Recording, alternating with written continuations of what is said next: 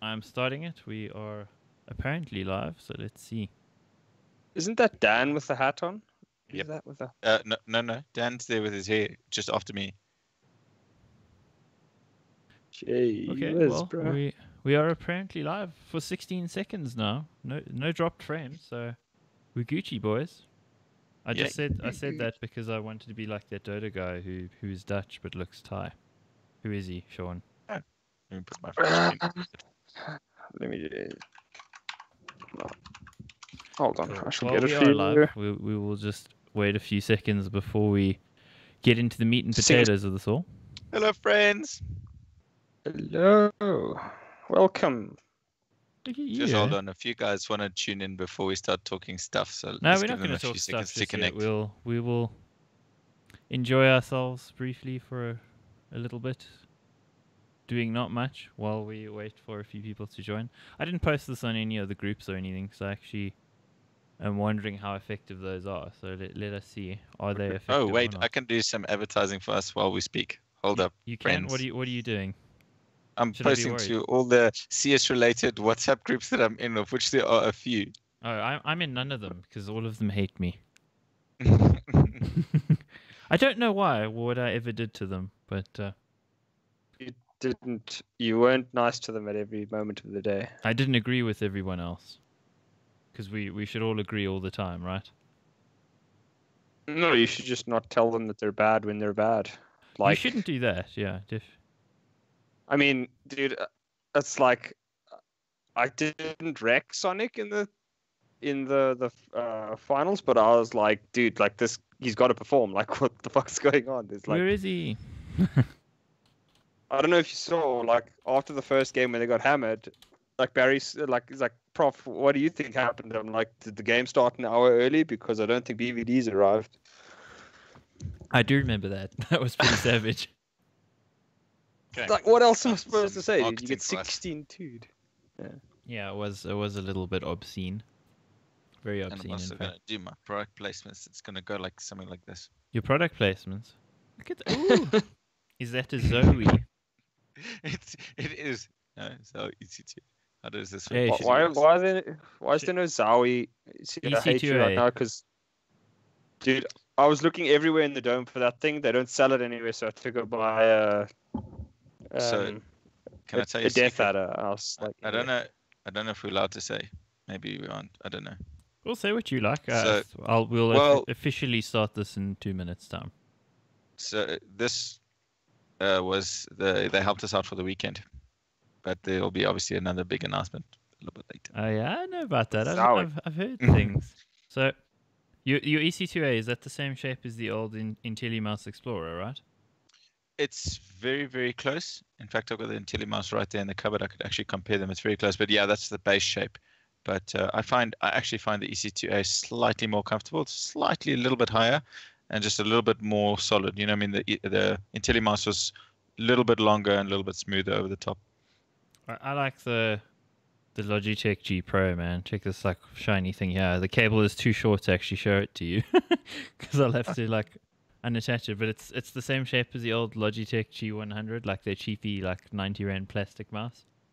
But their flagship gaming mouse is exactly that like tiny little plastic thing that weighs like nothing. It's the best thing.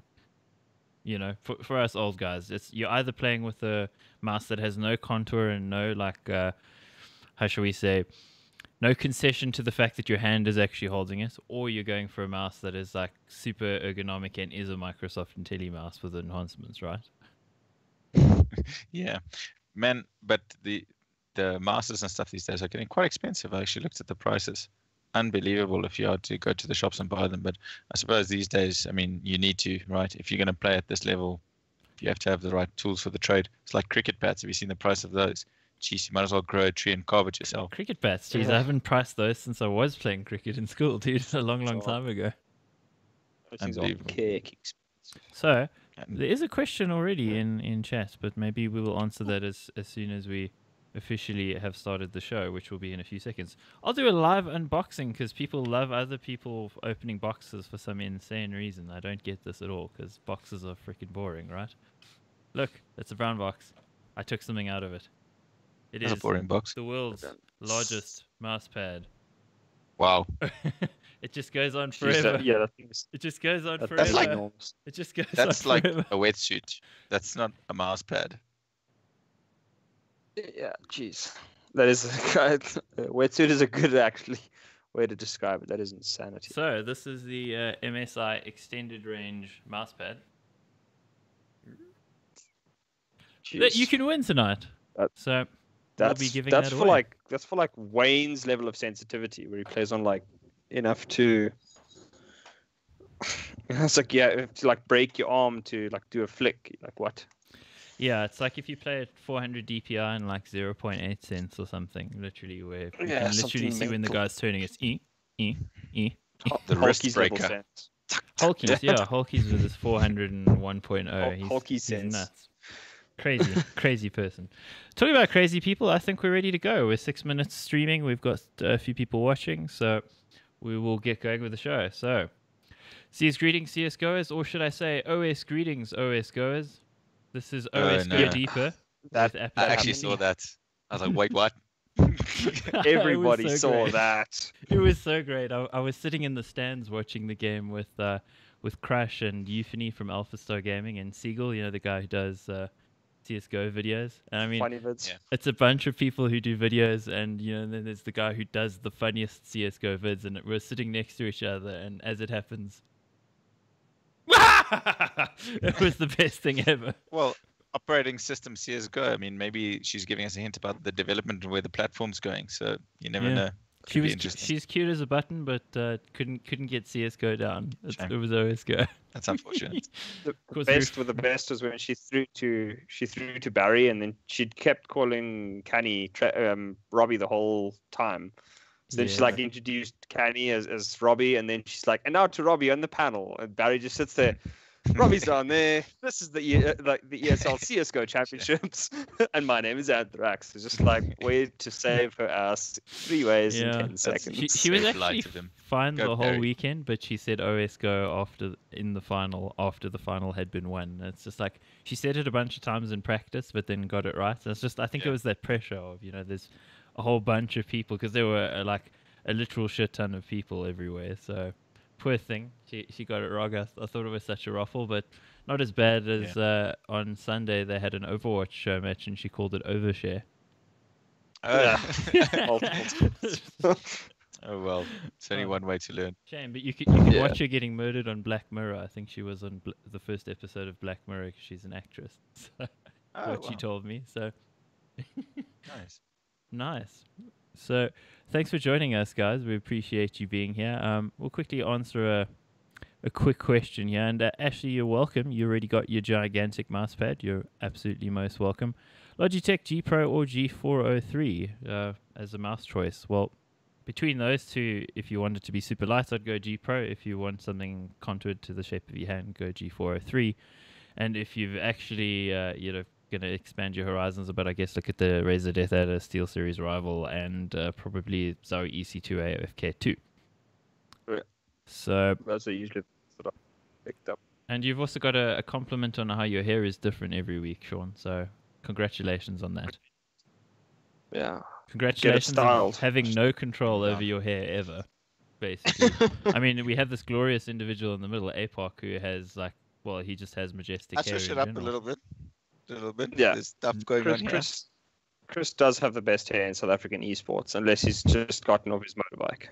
Yeah. That's not fair. Hat hair is a real thing. It's a problem for us. I've talked to therapists about it, and there's nothing we can do. We apologize to our viewers about hat hair.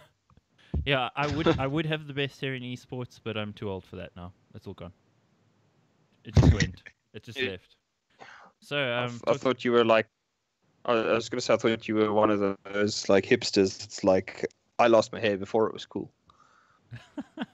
I shaved it before it went, so I didn't have to see it go. So I guess I got ahead of the curve there. But Probably.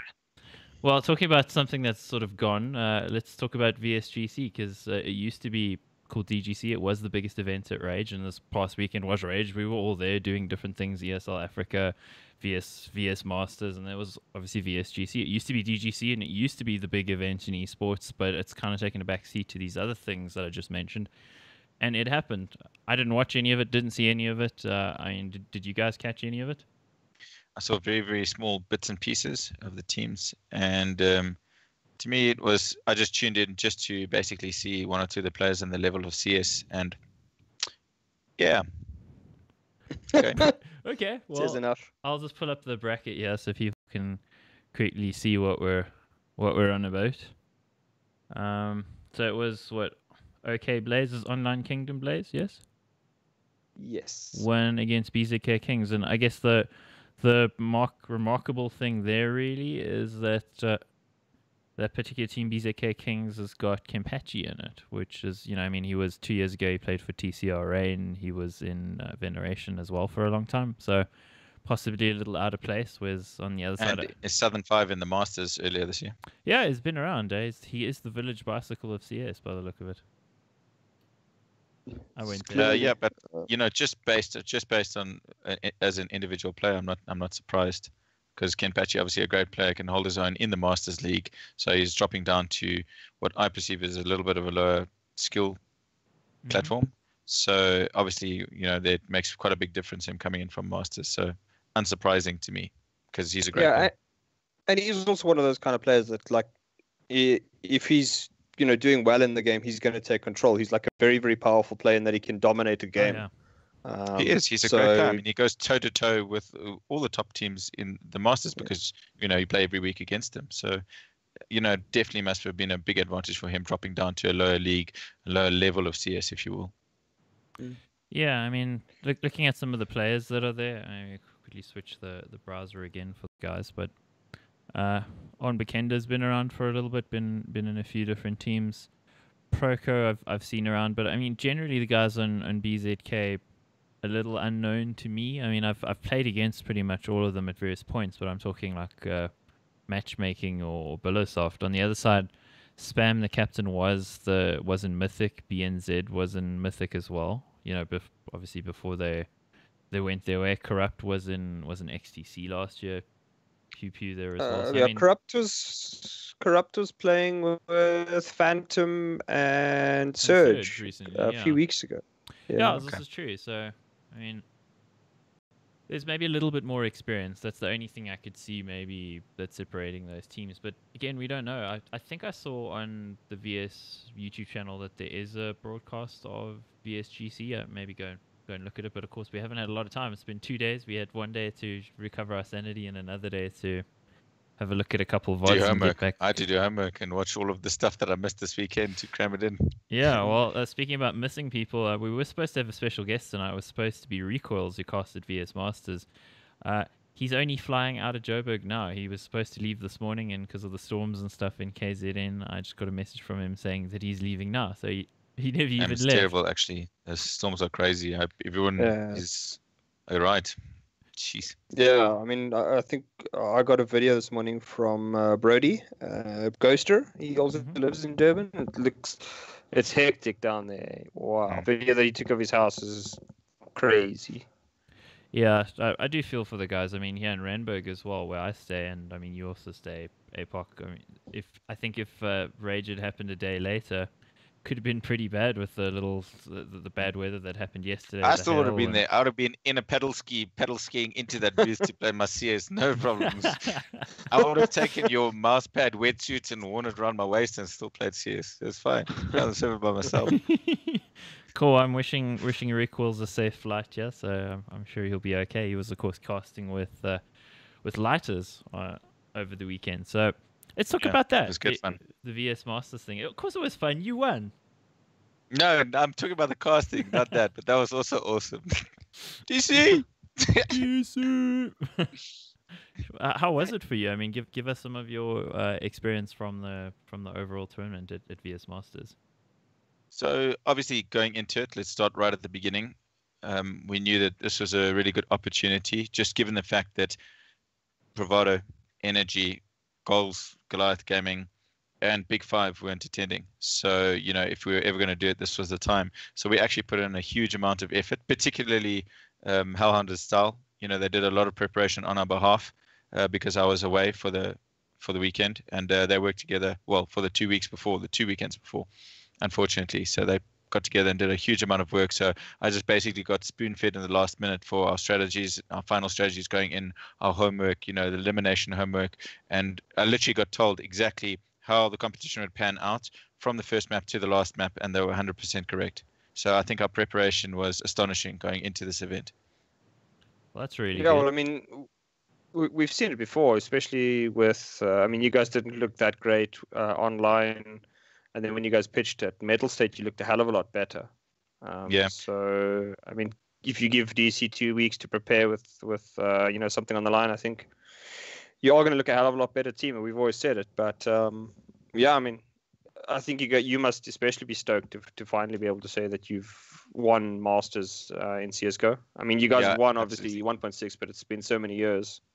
I mean, you got to, obviously, we back in mind, take into account, we're not like, oh, we're the best CSGO team in the country, but it's just a magnificent token to DC as a whole. Like, I'm really, really proud of the boys, everyone involved. It's just a wonderful moment to finally get up there and lift the trophy again, and all the confetti going and the sparkles in your eyes, and it was amazing.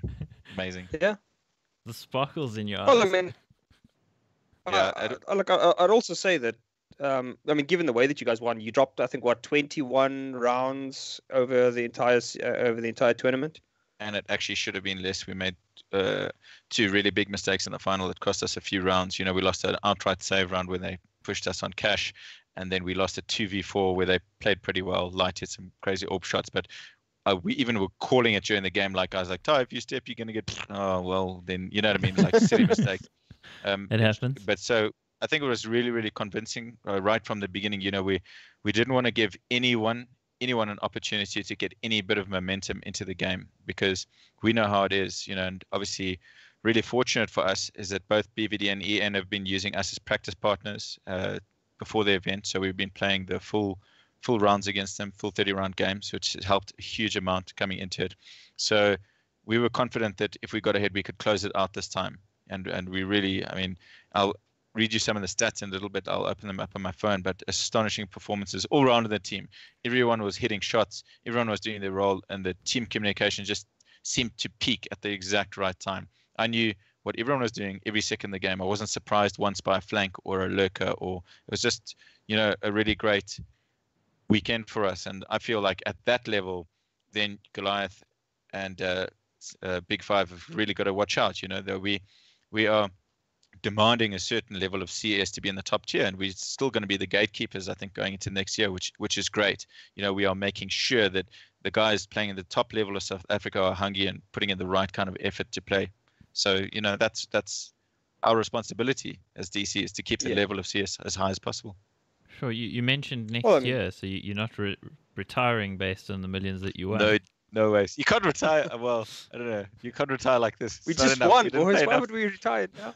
It's hilarious. Like, me and Ty got home and started playing matchmaking. I got home and I was like, what the hell are they doing? Why are you playing CS?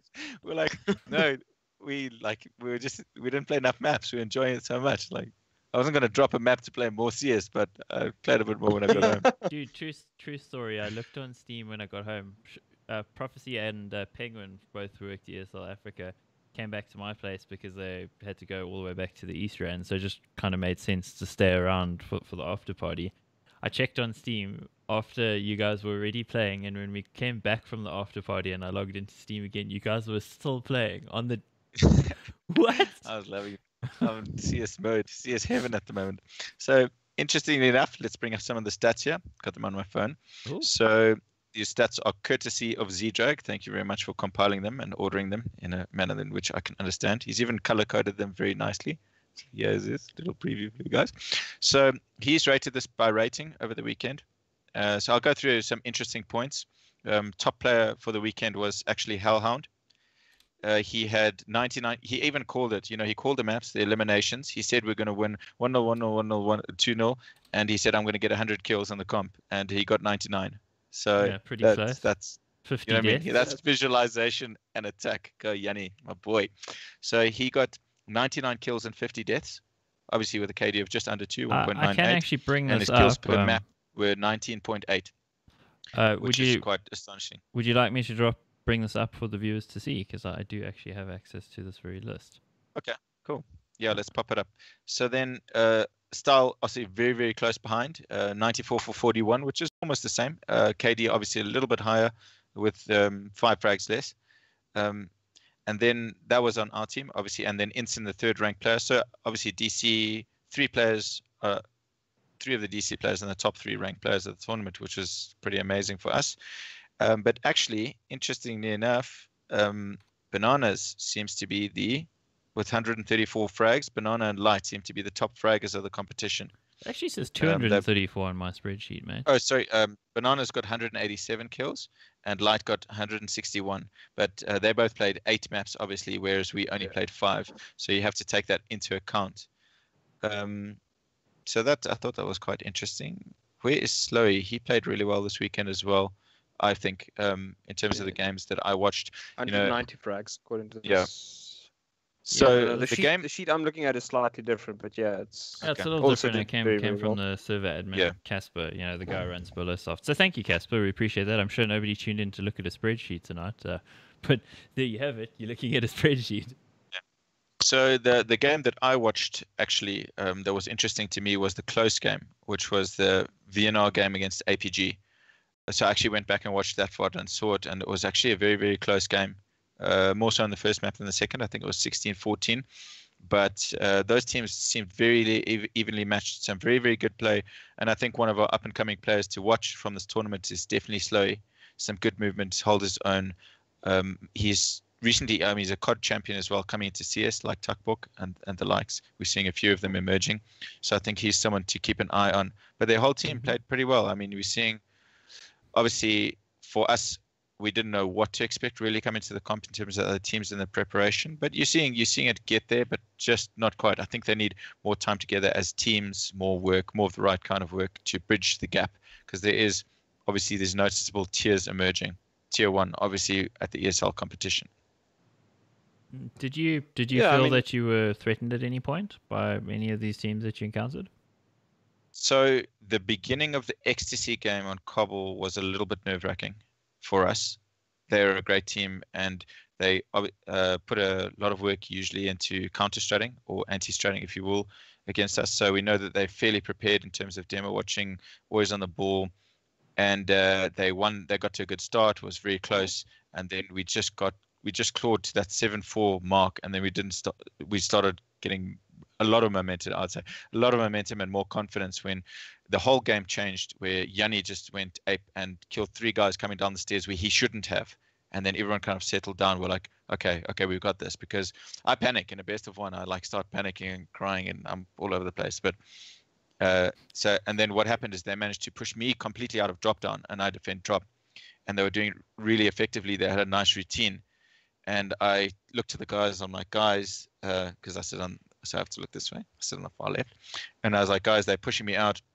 There's not much I can do. But in the previous weeks coming into the tournament, we played a lot of Cobble against Energy.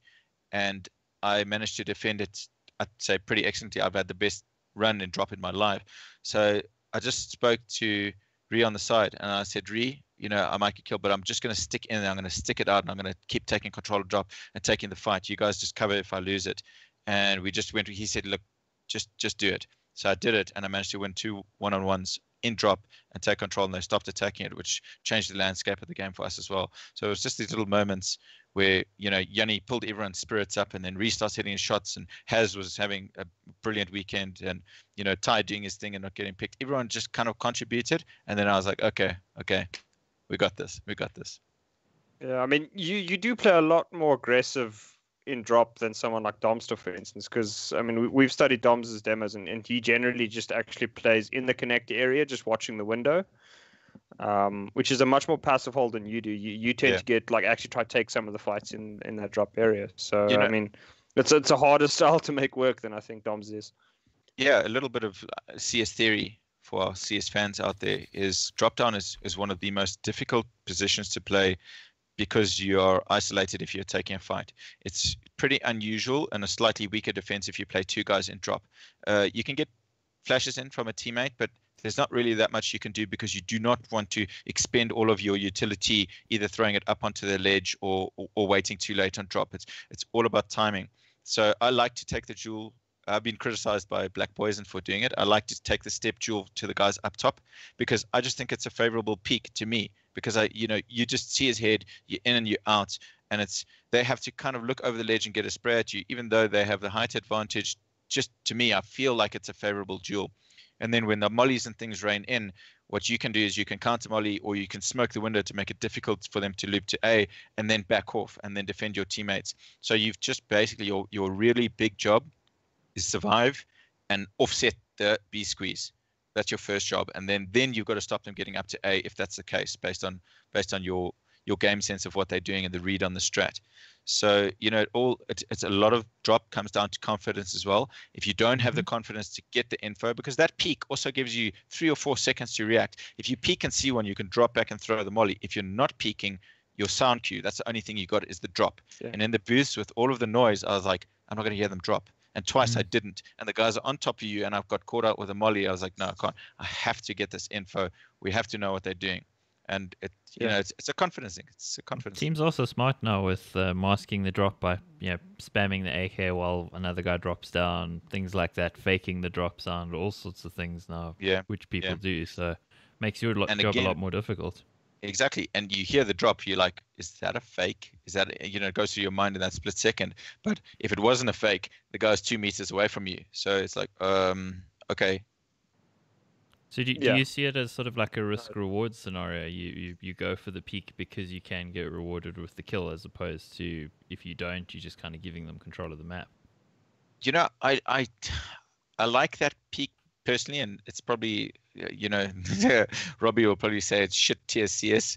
I like that peak at my level of CS because I'm pretty confident that I can react in time to survive it, if that makes sense.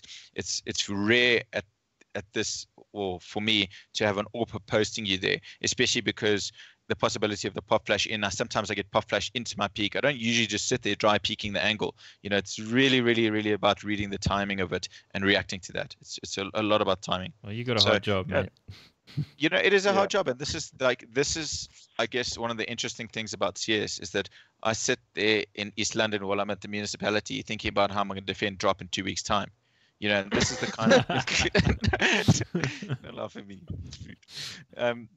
No, but you know what I mean? Like, this is the kind of CS theory. This is the kind of level at which you've got to start thinking about the game if you want to play at these kind of levels. So, a lot of the theory, I mean, that's one little silly spot on one map.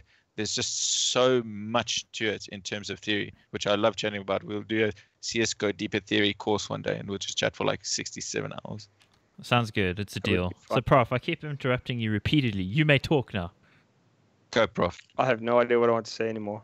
It's gone. It's gone. It's gone. I was just listening to Apoc talk and brain's gone. You've replaced it with all the bad memories of when you've gotten shat on in drop there. Yeah. Okay. I mean, so outside of Veneration, because obviously they did fantastically well. Do you think there was any other team that it bears mentioning? Because I mean, it looks like a lot of one-sided games when I look at the scores. Yes, it actually was. It actually was. But let's talk about disappointments and the fact of XD dropping out straight 2 consecutive losses, which was completely unexpected. I didn't have a chance to see the games. I'd really love to go and see what happened there, but I didn't expect that in such emphatic style for them to lose. Yeah, let me pull up the bracket here again for everybody. Yeah, they lost 16-8 to Ventus. I mean, Ventus is a dangerous team if you, I think, go in, not prepped for them. But then 2-0 to White Rabbit Gaming is, I think, a bit surprising, given that XD has looked solid, if not spectacular. So we obviously had quite a big chat in amongst our team and predictions of how it would play out. And I had a White Rabbit coming through against Ecstasy, and I actually thought that White Rabbit had a chance against Ecstasy and we'd see them in the final because they've got some great players on paper as well. So maybe they would have felt like they should have been in that final and claimed their spot as well. Yeah. That's also the rematch for White Rabbit where they went out was against Aperture at the previous VS Masters Lane in July. They beat Aperture and went on to semi-finals, whereas Aperture took them out, and then Aperture just got destroyed by Veneration, which I guess I mean I don't think a lot of people would have really predicted Veneration to be there. I mean, I kind of thought they would. I recall an article I did with Zero Chance saying that they should be top 4. I just didn't think they'd make it to the final. I kind of thought it would either be XTC or maybe if WOG had a good run, it would be them. Yeah, I thought on paper, Basel, talked to the team, I thought, WRG has got a really good chance just based on individual players, but you've got to look at the VNR players as well. Like Zio's always got the power to go off, absolutely. I mean, he won Deague 4 of us, or got 3 in rifle kill, and nearly won the round against us in the final, which was really good. Momentum players, they can get going. Tianki's having a really good run at the moment, I feel. He's playing some really solid CS. Obviously, Banana's always frightening, can turn a game on its head. We know we've lost a map to them at Rage, where he just did a one-man army on Cobble and went ape. We literally call a spot Bananas when we attack it, and we molly Bananas. That's our spot. We've called it ever since that Rage. So, they've got some firepower. They really do. Yeah, they look. And also Light picked up that AWP and did wonders with it. Jeez, I didn't expect that. It was a strong double AWP, yeah, they have some really, really good firepower. I just think team hasn't been together that long.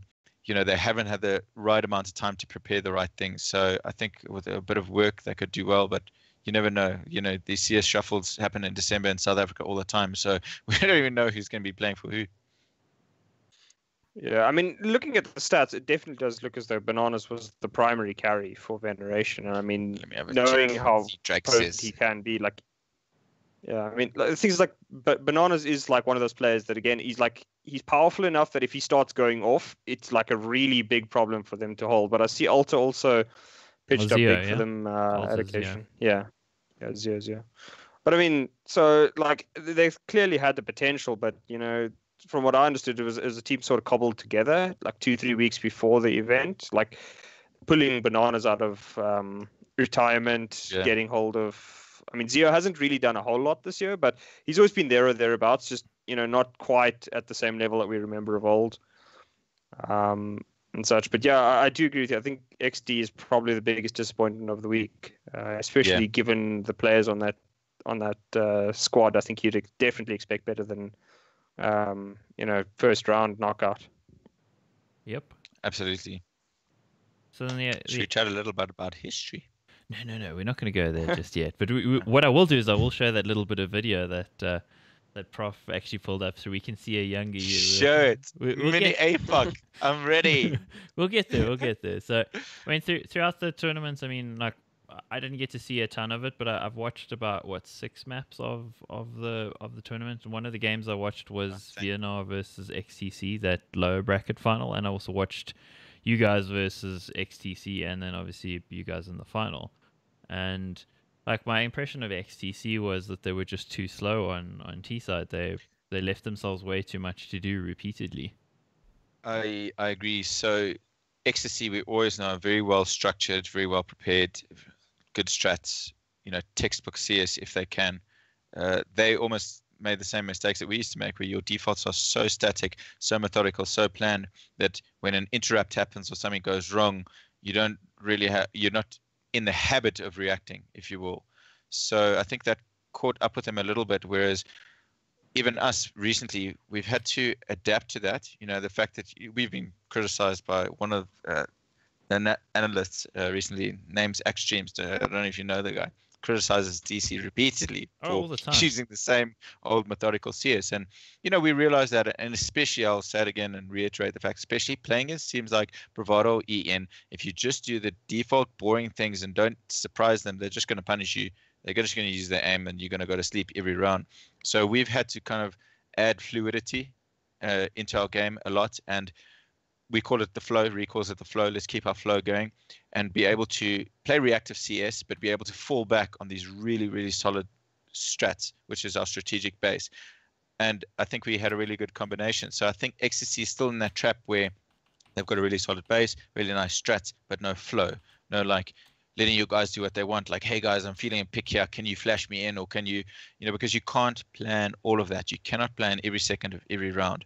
At some stage, you've got to just let your players play, let your entry fraggers entry, give a bit of freedom to the players to make their own decisions, and just hope that they're playing with the team as well. Because there's that element, because if you say, okay, everyone do your own thing, go get your picks, you end up just spreading across the map and no one's playing for each other.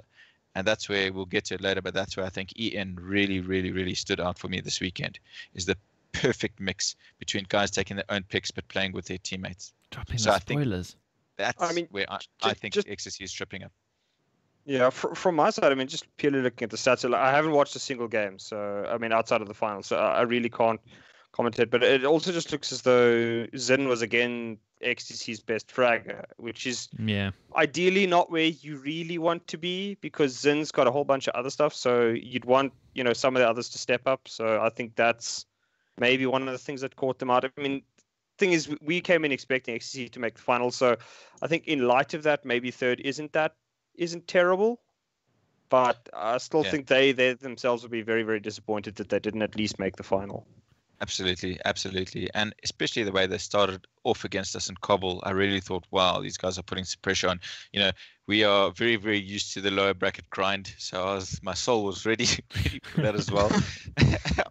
I was ready, I had my boxing gloves on, but luckily it didn't get to that and we didn't have to play them again. But they started off well, but yeah, I really think they're tripping themselves on too much structure. Does that sound silly? Yeah, it really looked from the sample size I had, which was 4 maps of watching them, that they left themselves way too much to do and didn't. Because, I mean, I think a lot of SA teams maybe think about map control a little bit, well, maybe strangely to the way I think about, where I think map control is actually going somewhere and taking it away from the other guys. And a lot of guys will sit in a default and not actually take any map space, physically territory away from the other team by fighting them. They'll just sit and wait for the other team to push, and then you kind of get into this sort of stalemate situation. It's what we've seen with BVD and EN many times, where both of them will just sit and wait for the entire round until 30 seconds, and that leaves yourself a lot to do. And if you're Energy or you're Bravado, you can actually get away with that sometimes, because you can run into a bomb site and wreck everyone because your aim is just that good. But if you're not those guys, you're leaving yourself so much to do that if anything goes wrong in that execute, you're toast. And Veneration against XTC on Inferno was just a sort of a study in, okay, it's 30 seconds, we're going. Veneration have kept all of their utility. They drop a smoke, the guys have to jump through the smoke, and then there's Banana standing there with the AWP and knocking them over. There's a molly that lands behind the smoke, they have to run through it and they get roasted. It just happened round on round, and I felt Absolutely. for them, but they just weren't finding those picks. And I thought Crick looked really good. Like, he didn't have the same as many kills in the tournament as Zin, but he had some nice impact frags.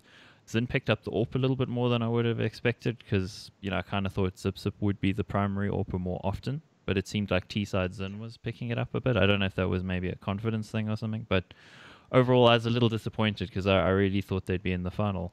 Didn't happen. Absolutely. Yeah, let me just reiterate your point as well, is that if you are playing against a team that has a very passive CT, like we used to, what you'd want to do as CT is you're really passive, is you're obviously very far back, is you want to keep your utility for as late as possible. And if you're not being forced to use it or pressured, then you're not going to use it. And you're just going to sit there and you're going to have probably a smoke and a molly with 20 seconds left to go. And then, like, literally, you've got to have someone like Domster coming in who could just go and clear open a site. That kind of those fast players that know their angles really well and can do the work in 25 seconds. So, again, I think that's a bit of an experience gap that needs to be closed. Veneration, to me, the double AWP, as you mentioned, Light looked really good with the AWP. Bananas was really good. Slowy had the AWP as well. I mean, that was the amazing thing about Veneration. There were 3 players who could wreck you with the AWP. So I think that really made their CT side lockdown, particularly the second map against XTC. The first map was a little closer, but against you guys, it didn't seem to matter so much. Yeah, I think we just had a good comp. One of those days. Went to the office, did the business, went home.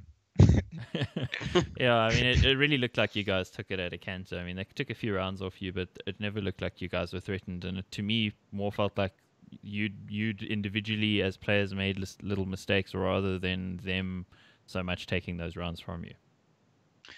Yeah, I think just the way we approached it worked out really well, and our whole structure and the change up was, I think, maybe a little bit surprising to other teams as well. It's not, you're not used to seeing that from DC. DC, if you're defending stuff, you're waiting for these slow, methodical, big breaches. You're not used to, style just going out and warping the living daylights out of you out of nowhere, and Hellhound doing these just ridiculous entries. You're not used to that. So I think it caught a couple of people off guard, which was great for us.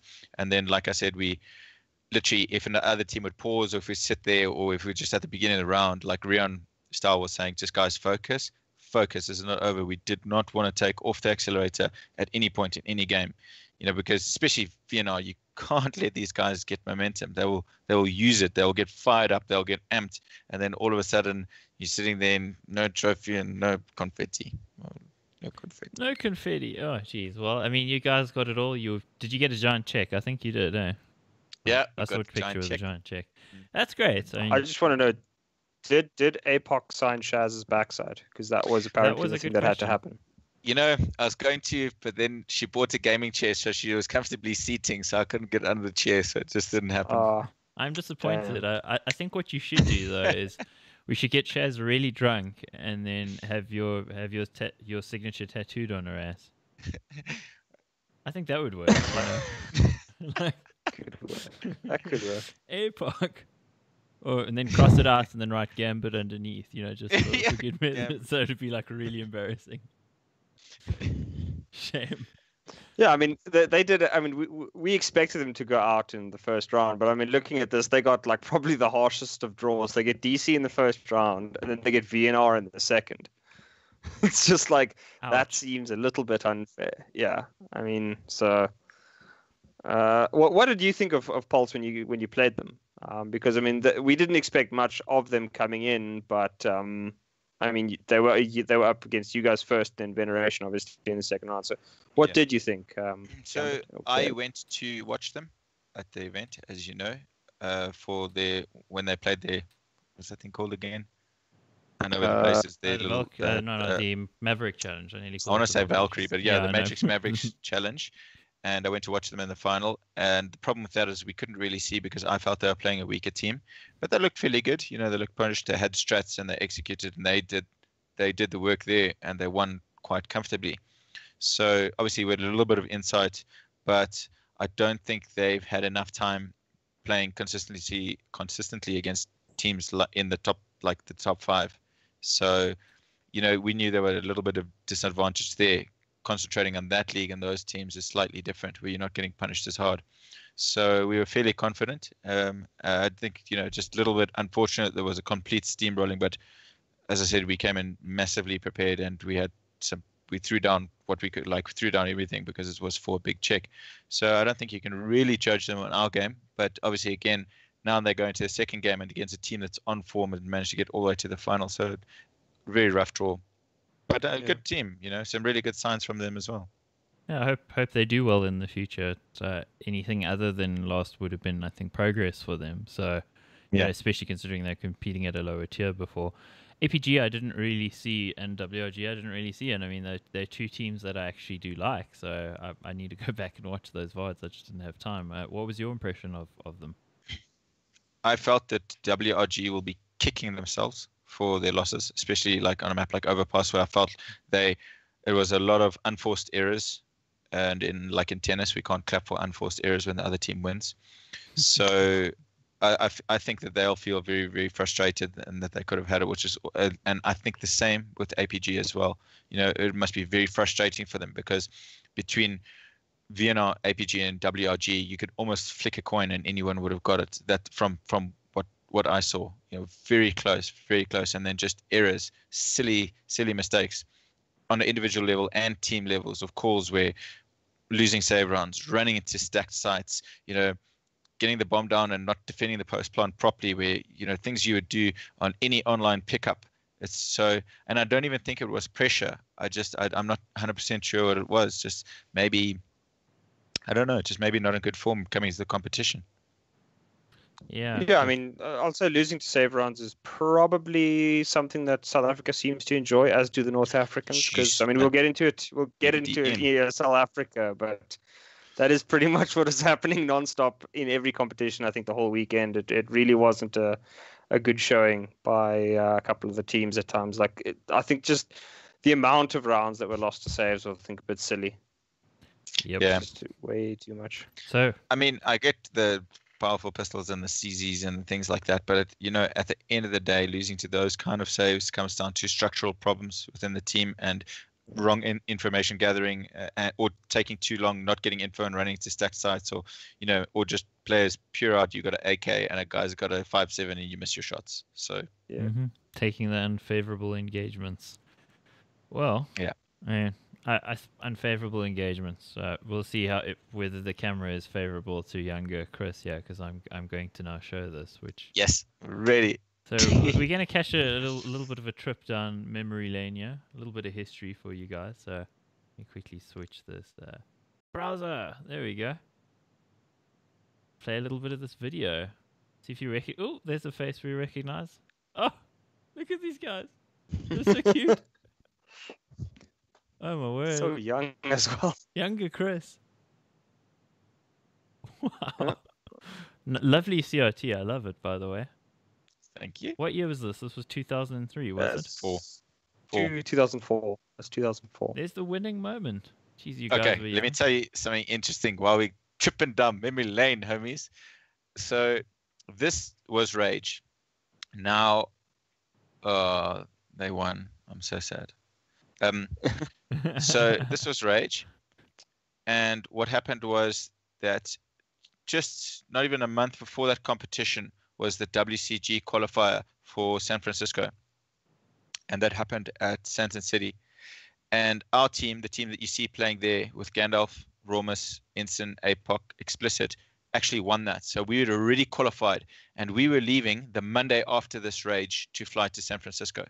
So we'd already won it. So we came in and we were expecting just to clean out, So we were like, okay, we've got this, boys. And we actually lost to Yanni Ree in the final. And that tilted, that's tiltcity.com. Like, I was playing CS like this for a week. I was so tilted. So we flew overseas on such a downer because now we've lost Rage. And, and we're not the best team in the country going overseas. Well, you know what I mean? Like, you just feel terrible. But anyway, that was that. That was the story behind 2004. Yeah, there's a comment here, Justin Bieber. I saw a few Justin Biebers actually there with the hairstyles that were being rocked. Thanks, friend. I think that is so great. It's amazing. Like you can recognize them, but they're just so cute. You want to just grab a cheek and pull, man. I mean, it's like it's. Hey, fuck. And I was so serious, man. Look at them baby kids. Wow. So Yeah. while we're here in the little bit of history, you could actually tell us a little bit about the history of Rage and who actually has been winning it in the past. So I think just break into your list. I know how you like lists. I like lists. So I did a bit of research and I had to find online articles and things because, you think you remember, but then when you go pull it up, it's not quite the same. So Rage started in 2003. There was an event before that at the Sundome, which was earlier on, the 2001, which sent the guys over to Korea, which was one of the first real CS comp where the guys went over, and I know the team for that. So actually, the team that won that was Ecstasy. And the team, I'll tell you the team right now, was Brute, who was at IGL. It was Deathsbane. It was Bloody Blade. And then I forget. No, I'll remember later. But anyway, so CS started to become a thing where there was a possibility of sending people overseas, and that's where we really got into it, and that's a whole long story. But basically, the first Rage that happened was in 2003. And it was in a tiny little side stand where you would bring your own PC, and there was just enough space for about 12 teams that qualified. And the interesting thing about that is 2003 was when Ty and Yanni were writing matric exams, but there was a qualifier overseas to go overseas before that for WCG, and Evolve had won it. I'm not sure. I think they were called AIM at that stage. So Yanni and Ree had won it, but Yanni stayed in South Africa to write his matric finals, and so Ree was overseas. So they formed a mixed team, which gave us our first opportunity. So we had a team. It was me, Ty, and Harry, and it was Prem and Rebs, who went to school. All of us went to school together, and we lived within 2Ks, and we used to land at my house every weekend to practice. So we got into the finals, and we lost the winner bracket map on train. We crashed, and we're like, oh my goodness, there's nothing we can do to beat these guys. And then we got to the grand final, and they chose Nuke twice, and we beat them twice. So if you ever see Hellhound use a map in a comp, he will eliminate it next. Secret trick if you want to beat DC. So that was actually our first victory, and it was really great. And we got our first big check. I think it was 30,000 rand, which is amazing for the team. I've still got that check somewhere in the garage. I think it's like melted now, and it's got spiders. They're my friends. They're living there, living off DC's winnings. So that was the introduction to Rage, and then obviously it went quite successfully in terms of the expo and the NAGLAN, and there was quite a lot of exposure, and that's really where it kicked off in towards becoming an annual event. So then 2004, that's what you saw. Evolve came back heavy. They had their full team. They just lost to us in the WCG qualifiers, so they were pissed, and they crushed us. Actually, they did really well. It was very, very close, but I think they were always going to win it.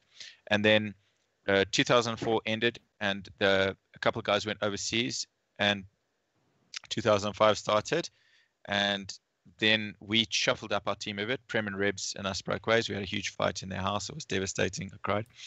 And we made a new team, and that's where Cent came in. So Cent was playing in Ace with Dechany in a team there, and we recruited him as our AWPer because we realized and identified that we really needed a primary AWPer. And then we tried Darkness for a while, and we lost ESL Cup, and then we got in Romus. We had Romus and Darkness. And then Darkness left, it didn't work out, and we got in Cent. So that was the team. And Cent was our primary AWPer, and he was a magnificent AWPer. And we had the winning combination, and that's it. So we won, and we took, in 2005, we took it, and the competition was on Counter-Strike Condition 0, if I'm not mistaken. We never, ever beat Yanni and Rion in 1.6. They are undefeated in 1.6 in this country. Besides one stupid little mayhem that was played one. But Yan and Ryu were like the gods of 1.6. So we luckily got Condition 0. The only difference was the grenades did like 5,000 damage. They were stupid. So if you HE someone, the whole team just popped. It was a dumb game. But thanks, we won. Thanks. So then what happened is obviously we had the split up. Cent decided to leave and form his new team. And Yanni and Tai, this was when me and Haz were now writing. We obviously qualified to go to Singapore in WCG that year. And I couldn't go because I was writing matric finals. And my science mark was so bad, I was ranked the worst in the whole standard. So I couldn't get the class average mark either because I would have failed. Potato. So I didn't get to go overseas. I was so pissed. I was about to just quit school. I'm like, Mama, I'm a pro gamer. No, you write your science. Fuck science. Anyway, so I had to watch and stream them playing. And those days, it was so difficult to try and watch the games and things. So we managed. And Yanni and Tai chatted when we were overseas. And Yanni and Rio were like, we're sick of carrying everyone. And Tai's like, our team's breaking up. So they started chatting. And I went to a matric rave after that. And I got an SMS from Tai because Has got matric rave. And he went back. And I went on another matric rave because why not? And I got a SMS saying, listen, we've got a new team. We're going to play with Yan and Ri. And that was it. That was the formation of our team. And we remained undefeated until 1.6 died a horrible death. So obviously we took it in 2007 and then 1.6 died. And they introduced Source and we stopped playing. Everyone was in varsity and things like that, getting a bit more seriously. And the prize, there was no leagues. There was hardly any prize money. I think it was 13,000 Rand for first place for the whole year. So we just couldn't justify it. So that's when BVD first took it. That was in 2008. 2009 was Source, and it was really weird. Us and BVD didn't play. So it was a team called CP that beat EC in the final. And that's where Kron, I think, started to emerge onto the scene. And 2010, it was Source again. BVD beat Mint in the final. And then in 2011, 1.6 comes back. So we're back in the mix. And we bring in Anthem into our core team because Harry was in third year. And he was taking, obviously, his varsity very seriously because he's boss like that. So he said, guys, literally can't get back into it. Too busy at the moment, which was fair. So we got an Anthem into our original lineup. And we took it. It was very, very close comp. Everyone very rusty from the years off. These old arthritis hands, got to get the cogs clicking. So that was 2011.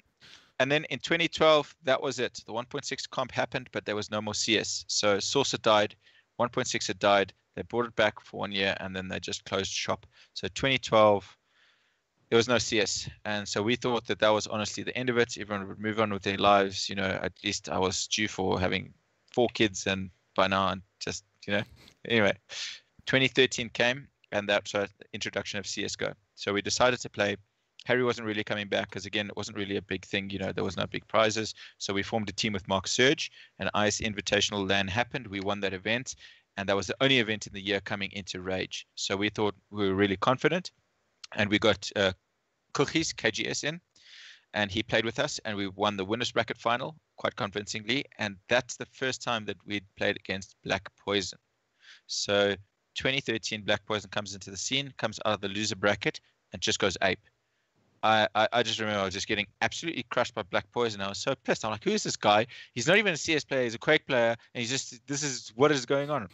And that's when they started really winning and putting down the work. And that's when BVD, in my opinion, emerged as like, they took that second place and just threw it in the dustbin. They're like, no, we got this, fam.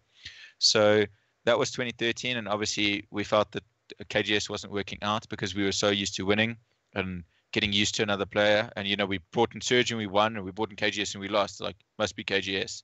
And so we switched them out and we got Kron. And it was between Goals and Kron. And Kron was the best CT in the country at that stage. It was just phenomenal defending. He would clock high scores. I remember that. Frag at that stage. So we had issues with that, and again, looking back, could have been us, could have been the structure, but, it just wasn't working. And with Kron, we didn't even get second place at Rage. We didn't get to the finals. So it just wasn't working out. Bloody Wayne. We had that call. Come on, Wayne. Funnily enough, I remember that because I remember. I mean, I've known Wayne since I was like little. I think we went to like preschool together. But I remember that because that was the year that Custom and Zeo like boot camped like madmen for. They had something like 200 hours in 2 weeks of gaming. And then they like wrecked you guys in the lower bracket final, and everyone's like, "What the hell happened here?" Because what's going on? Yeah, because nobody knew where this like EC team with Custom and Zeo had come from, and they just slammed everybody on their way to the final, and then met BVD and got slammed themselves in return. Unfortunately, and that was the most frustrating period of CS for us because we felt as a core four. Like me, Tai, Jan, and Rio, we're like, we still got this. We felt comfortable, and we just thought, there's that X factor missing because obviously we'd lost Haz as an IGL, and he's one of the best IGLs that South Africa has ever seen. Obviously, he was so good, and we just, tried IGL for a bit. I tried IGL for a bit, and there's always that disruption, but we just like needed that X factor. So then we got Nefan in after that, after 2014, and it didn't really work out. We lost ESL Cup in a terrible fashion, so we kind of felt we were just slipping low and low and low. And then 2015, the return of the king, Ensign, is back in the scene, and we went straight back up to third place, which we said. So if you look at it, in 2015, 2016 we came third, and 2017 back on top soon. Numero uno, number one. So that's the history of Rage. It's fascinating. It's been a fascinating journey all the way from the beginning, and 15 years from inception to now, and lifting the trophy. Wow! So you really brought us something unique there. That was real interesting. Yeah, super interesting. Definitely worth an interview at a later date. Yeah, we got to talk about it some more in the future. But we're just about to hit the hour mark, yeah. Although I guess on the VOD maybe we're hitting the 50-minute mark or so. If you guys, let's talk about your guys' weekend now. Oh yeah, we will get there. But of course, this is CS:GO Deeper, sponsored by Aperture BC. If you'd like this giant mothership of a mousepad, yeah, that thing is enormous. If you would like this thing, let us know. Perhaps we will give it to you. Thank you, Aperture BC. You people are wonderful. Also, I had a few drinks, a couple of G&Ts with Tiens from Aperture. So at the after party, always a fun guy to chat to. So if you guys would like yourself one of those giant mouse pads, just let us know in the comments. And maybe add in a question or something if there's anything that you want to know from the guys. Mark, you don't qualify, bro. You're in a team, man. Come on. maybe I don't know. We'll see. That's Spaz I'm referring to. But anyway, I think let's go to ESL Africa now. We'll talk about it a little bit. Of course, I casted the semi-final Energy versus Limitless with Anthrax. Profeci was on the panel for the entire weekend. I also did the show match with Anthrax on Sunday. It's all a blur because I was at the Dome for 4 days in a row, so I can't remember which day was which. But it was a good event. I mean, there was some delays. Apart from yeah, you were gonna go there. Oh, you can go there. I'll let you go there. We have to go there. I mean, Yeah, like, absolutely. the I biggest issue is that, like, I don't know how much of an effect it had on BBD's weekend, but I think, especially if you looked at how that game went, Vibora was on something of a comeback, and then we obviously had the That was issues. exciting. Yeah, I mean, like, from what you've obviously watched it as well, Chris. Like, what did you think of it? Because when I was watching it, it looked like BVD, they would play well, and then as soon as they sort of like tried to play the normal BVD way against most South African teams, where they just try to take an aim duel and win against you, like, you'd instantly see them just one bullet. Like, John QT would wreck them hard when they took those silly fights. Nuts. During the break, during the break, we were in the booth and they were playing, and we were playing against them on deathmatch server just for like an hour.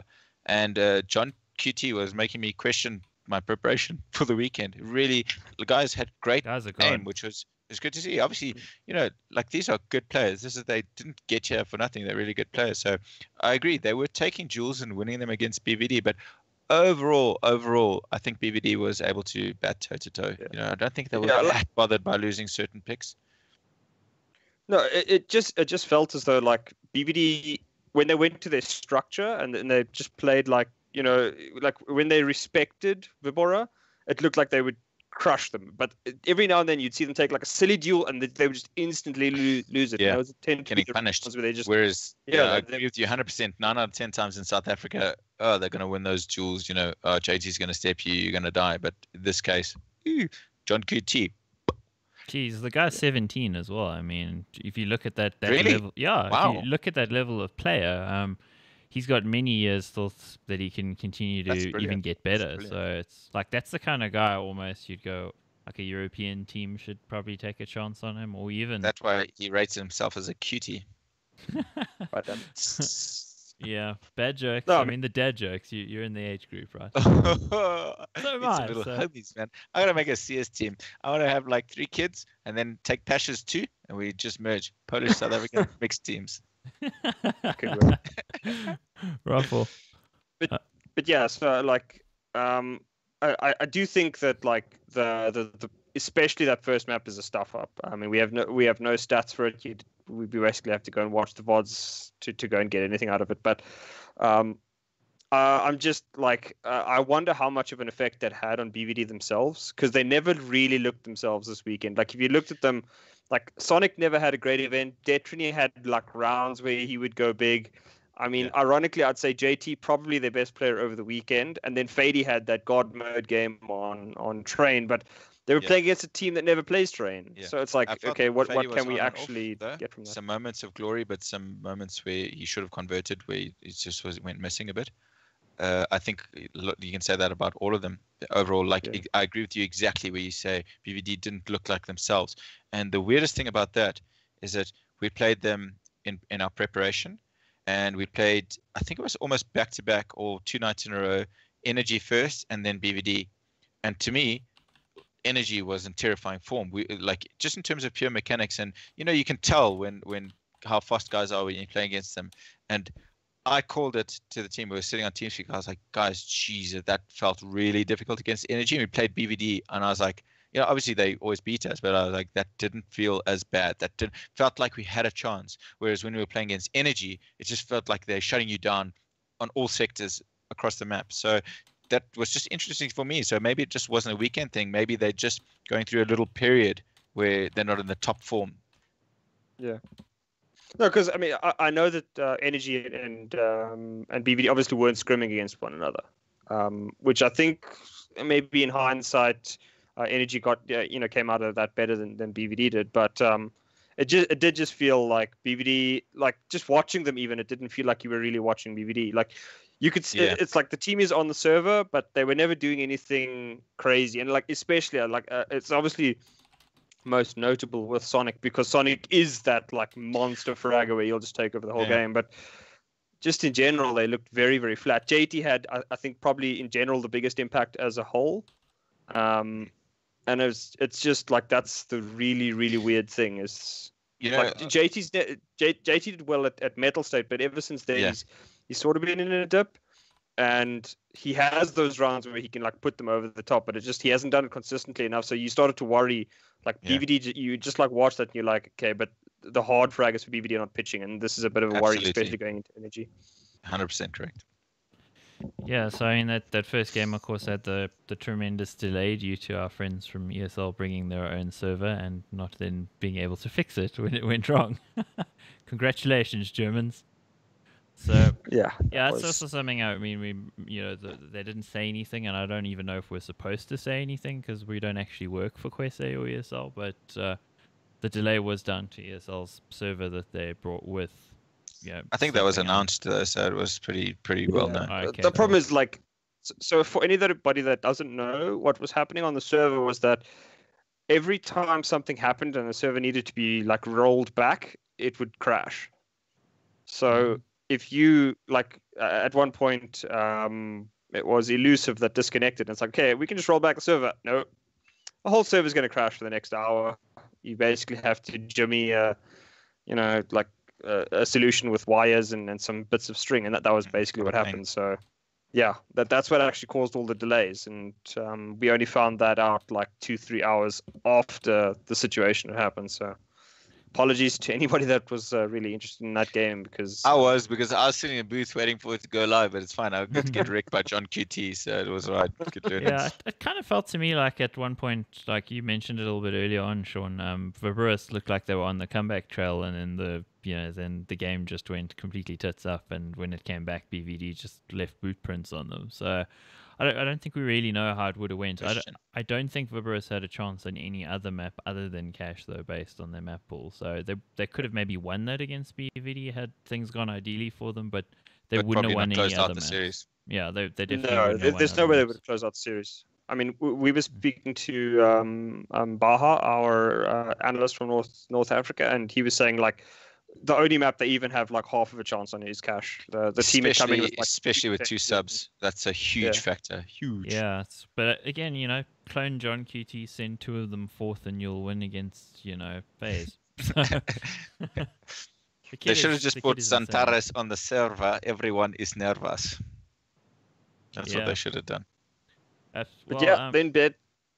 You first. I'd say then we go to probably the best game of the weekend as a whole for us at ESL.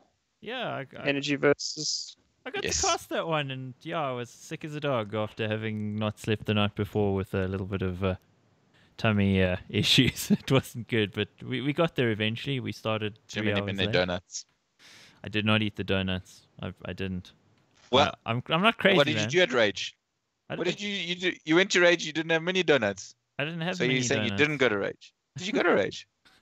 I smelt the mini donuts and then I was like, no thanks, I'm okay. I've done this before. I'm not really keen on the next like 2 days of feeling horrible. The next 2 days of feeling horrible. So I'm gonna bring it up on the overlay here for everybody. So we've got the maps here. It was a best of 3, 16-14 on Cash, 16-10 on Cobble. Now Sean, you maybe want to talk a little bit about that Cash performance. I think the Cash performance probably defines Energy's entire tournament. I agree.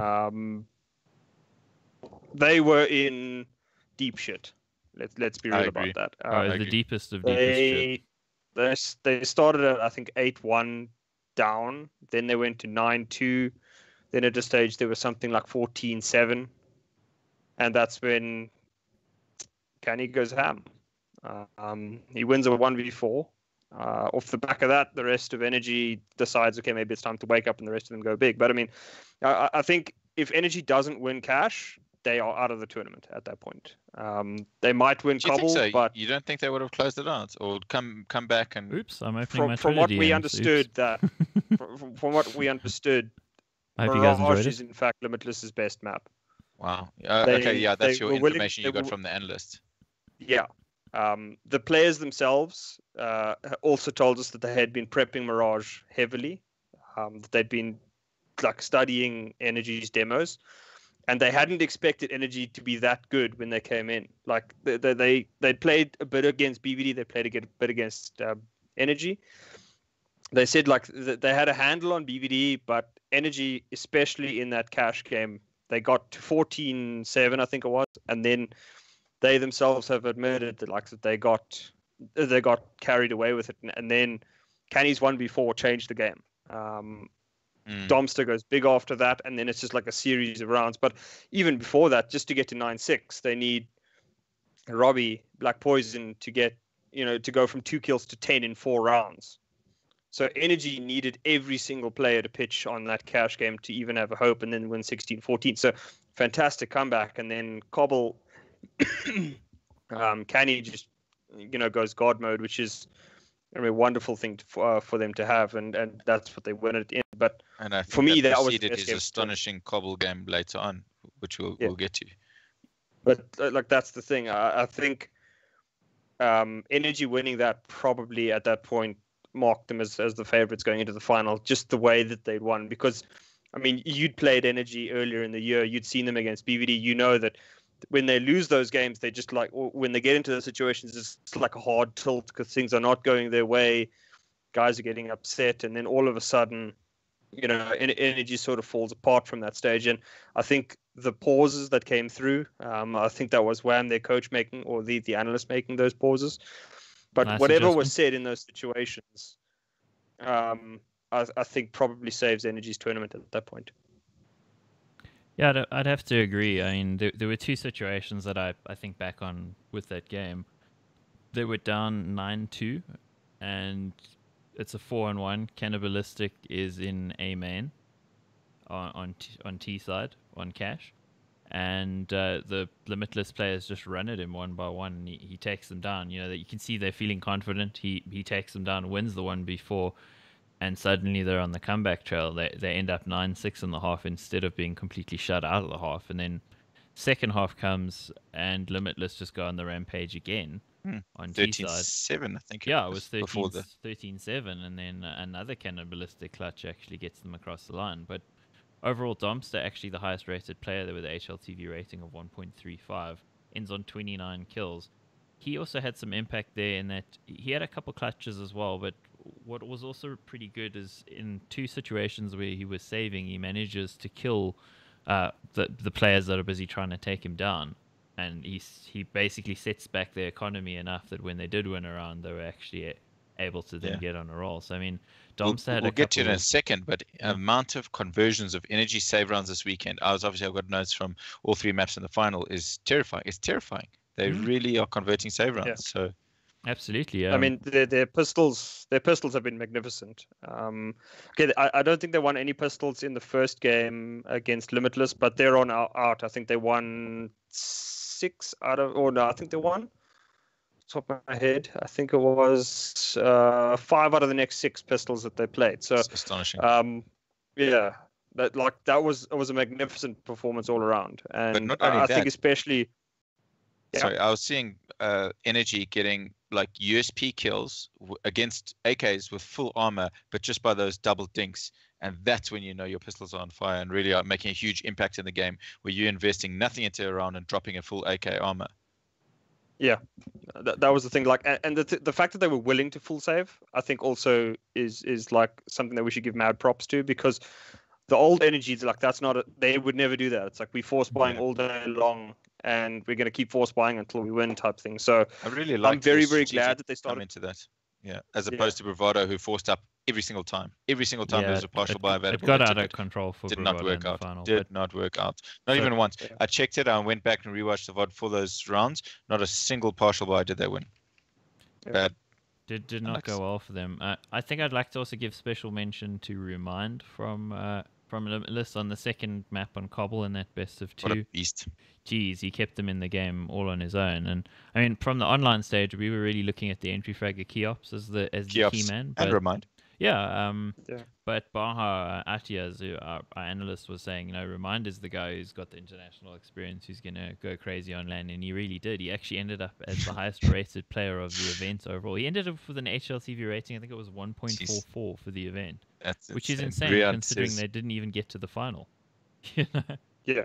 Rian says that the stream can be summed up with everyone has a plan until they get hit in the head, which is, I guess, that's pretty accurate.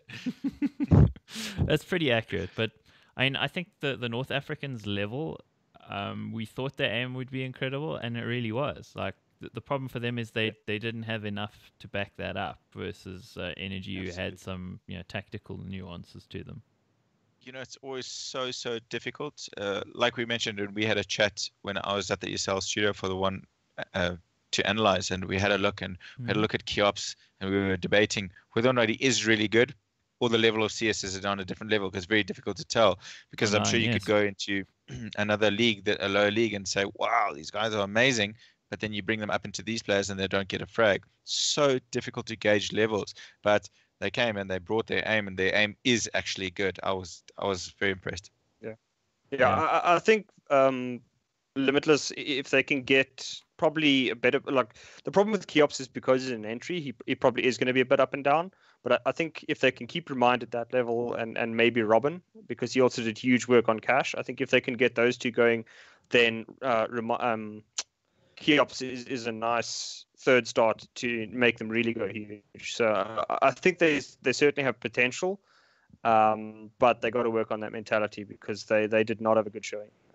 You clearly see that they lost the plot once they were that 14 or what is it 13-7 up, and then they just lose the plot from there. Should close those out, especially with that kind of momentum and that first half, that great first half. It just shows you how much BMT energy actually have that they're able to come back. Because Limitless, from speaking to them, they were 100% convinced if they could win Cash that they would probably lose Cobble, and that they would stomp on Energy on Mirage. They were just like 100%. We never lose Mirage. We never lost Mirage on land. That being said, I'm dying to now see them play a team like Energy or Bravado on Mirage. I want to see, what hype's about. Yeah, I really wanted to see it, but from talking to them, their confidence really was in that Mirage would win them the series. But they said, if we lose Cash, we've lost the series. So, and you could see on map 2, they were far less potent. Cannibalistic and Tuckbok had an incredible map too on Cobble, and Limitless were just nowhere there. I mean, reminded as much as you could, but even when you're getting double entry kills or you're getting double kills on entries, you're still losing the round. I think that says enough that Limitless' structure, particularly in after plant situations, is just not very good. And Energy had clearly worked on that kind of thing a lot.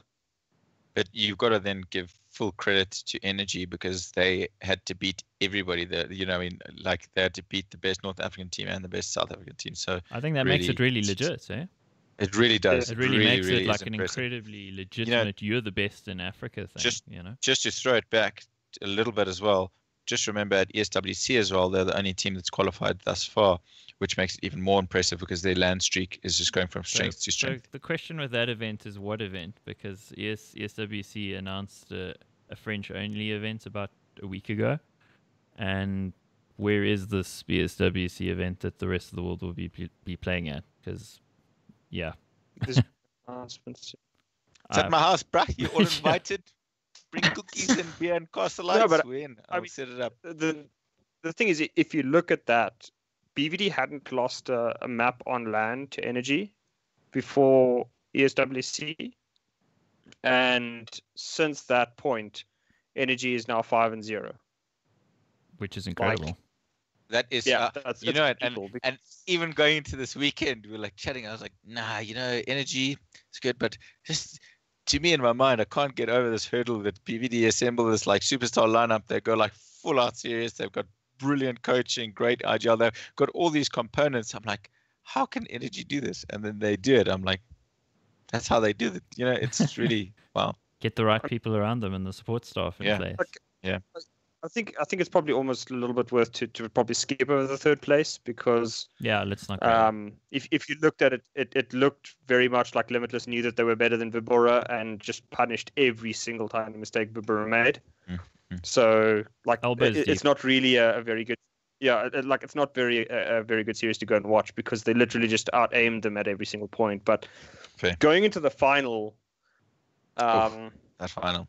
I mean, I remember Anthrax saying to us, like, all he wants to do, like, I mean, obviously he's a diehard Bravado fanboy, but all he said to us is that he just hopes Robbie doesn't tilt. And there's that clip. It actually made it onto Reddit called "From Bot to God in 30 Seconds." where Robbie misses. It must be about 7 AWP Oh shots. yeah, in a yeah, row. no, I saw that. Yeah. And then he hits the toof toof no scope And then pistol, one he tap, just wrecks and them nearly after closed that. out with an ace. Yeah. Yeah, and I think at that point, like Cash might not have been like. I mean, the whole team did well there on Cash, but I think especially Black Poison getting those frags and then just laying down the law, as it were. Yeah. I think basically put energy at that point where they're like, okay, guys, it's cool, we can do this now. Yeah. So let's that kind of talk thing a little probably bit just about that moment, because that was a pivotal moment. You're absolutely right, and I'll tell you why. So interestingly enough, what I picked up, and I've just got like 3 or 4 notes on each map because I wanted to understand why. Given the components, this should have been a 16-14, 16-14, 16-14. You know, just alternating between the teams and finding a winner. In my mind, just so. I found mistakes from BVD that are very, very, very uncharacteristic. Guys running across before smoke's blooming and getting punished and AWP for that. Like, unforgivable. You're putting the smoke down to stop that AWPer, and then you just run across and get AWPed, you know? And then losing the first frag almost every single round. Then that B breach. Robbie shoots like 6 shots or whatever the case is before he gets his picks. Now you got to question, why did they not close the gap between then their AWPer and 6 shots of an AWP? Yeah. You know, there was no forward momentum. They were almost passive, and they had no map control. And then Robbie just started bullying them. He started moving around the map. He started pushing. They were caught by the B aggro 2 or 3 times in a row. Flexi was bullying them on the B side. They couldn't catch him out. Flexi was just having such a smart game the way he played. He was never caught out. He was never punished, and he was pushing, and he was falling back, and he was boosted on the box when he got a 2K, changing his angles. That's not BVD. BVD usually just sleeps people who do anything like, oh, okay, so you're doing that. Well, run into our molly now, and then you flashed again anyway. Flexi got 2 or 3. He was not flashed. Not even once. There was no flash through the window, no flash through the main entrance. There was no smoke into CT. This is not the BVD that we are used to seeing, you know, with this clinical team and their serious strats to leave out fundamentals. You know, I almost wonder what was going on. Maybe they were just trying too hard to get back into it, or you know, but it wasn't even like they were taking an aim fight to get back into it. It was really not characteristic. And then, yeah, just I've got my big notes, BP's openings and Ian great trading off each other. They were really fighting for each other. And that's what I have for Cash. That's my main notes there. I mean, I think the one also thing to note about the Cash game is that also that was the start of Bravado just losing just about every pistol. I think they won 1 pistol in the entire series. Which for the level of players on that team, like that should just not be the case. Like there's no way that you can allow that kind of thing to happen. And it's just, you know, it's like every time Energy's got a 3-0 start on you because of that kind of thing. Like, yeah, they would break you back and all the rest.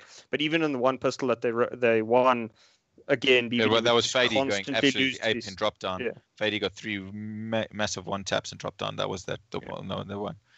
But yeah, so it's just like, again, and here's where we actually saw Sonic just disappear off a cliff. Like, because Detrini had 1 or 2 rounds that he was doing okay in. I mean, okay, I think we can basically write off Cash as a whole map that nobody really pitched on that map at all, and they got run over there by Energy. Energy just clearly knew exactly what they were going to do. There was a couple of rounds there where Black Poison just basically stepped straight through the squeaky door and just AWPs Sonic as Sonic steps around the corner. It's like he just kind of knew them. You know, knew exactly what he was going to do there. Absolutely. But the second map was actually very, very surprising because there BBD gets off to that good start on Mirage, and that's when that's when you actually saw, okay, now BBD is in actual problems because that is not a map that they lose, and they certainly don't lose in that aspect. Yeah, quite early on we saw that Dumpster versus Sonic 1v1, and just in the back of your head you almost expect like, oh, Sonic's got this, and all of a sudden Dumpster sleeps him on the pillar from B, and you know, I was just thinking, oh, okay, you know, that's a point. And then we had 2 rounds where Ian breached, killed them all, and 5 guys alive, all guns up. And then you started to see these funny forces from BVD. You know, I've got notes for here. It's Dumpster kicking off really on Mirage. Got a lot of notes for him doing really, really well, doing individual work. And then obviously BVD losing to a full eco. I think just that was the end of that. It also seemed like, you know. And you. Will you first go? No, go ahead. Go ahead. Okay. Well, no. You go I mean, the Dumpster thing. He actually didn't end with that tremendous stats, but his kills were huge impact kills. Yeah. You know, I mean, Yeah. it was just like you can talk sometimes about players who'll get lots of kills. Like Flexi got 30 kills on this map. He had great impact as an entry fragger, but Domster, geez, just some of those rounds, he blew the rounds apart. Brilliant. And like Rian is saying in the chat as well, across the board, energy seemed to individually be playing very well. You know, I mean, Tukbok was going crazy as well in certain rounds. You know, just these mad frags out of nowhere, so fast. You know, everyone was playing well. Everyone was playing well. And then going into, can we jump into Cobble quickly? Yeah. So going into Cobble, you've just got to talk about Cannibalistic. I mean, what a map by him. Just harassing them and just such clever peeks, and then pushing out and getting the frag and bunny hopping back in the smoke instead of getting picked, and just really, really, really smart, good, controlled CS. He had a brilliant game, and I didn't see the other Cobble the same. Prof, you said he had a really good Cobble. Maybe he's just really good on Cobble. Maybe, but I mean, we were discussing this after event, Mike. It's that you can't. It would be very, very hard to actually find a reasonable alternative to Cannibalistic as MVP of the entire tournament. I think he is the frags that he would have. Yeah, like you can't really put it past him. I mean, the thing is, like, he goes huge on the 2 Cobble maps, but especially his cash performance in the same, he gets them to the final, and then he never goes completely to pieces, because this is the thing, guys. I mean, I know he and I had a bit of Twitter beef beforehand, but if you look at his stats, Cannibalistic is the worst rated player in BVD versus Energy Grand Finals by a distance. He's overall, like minus 23 or something in LAN finals.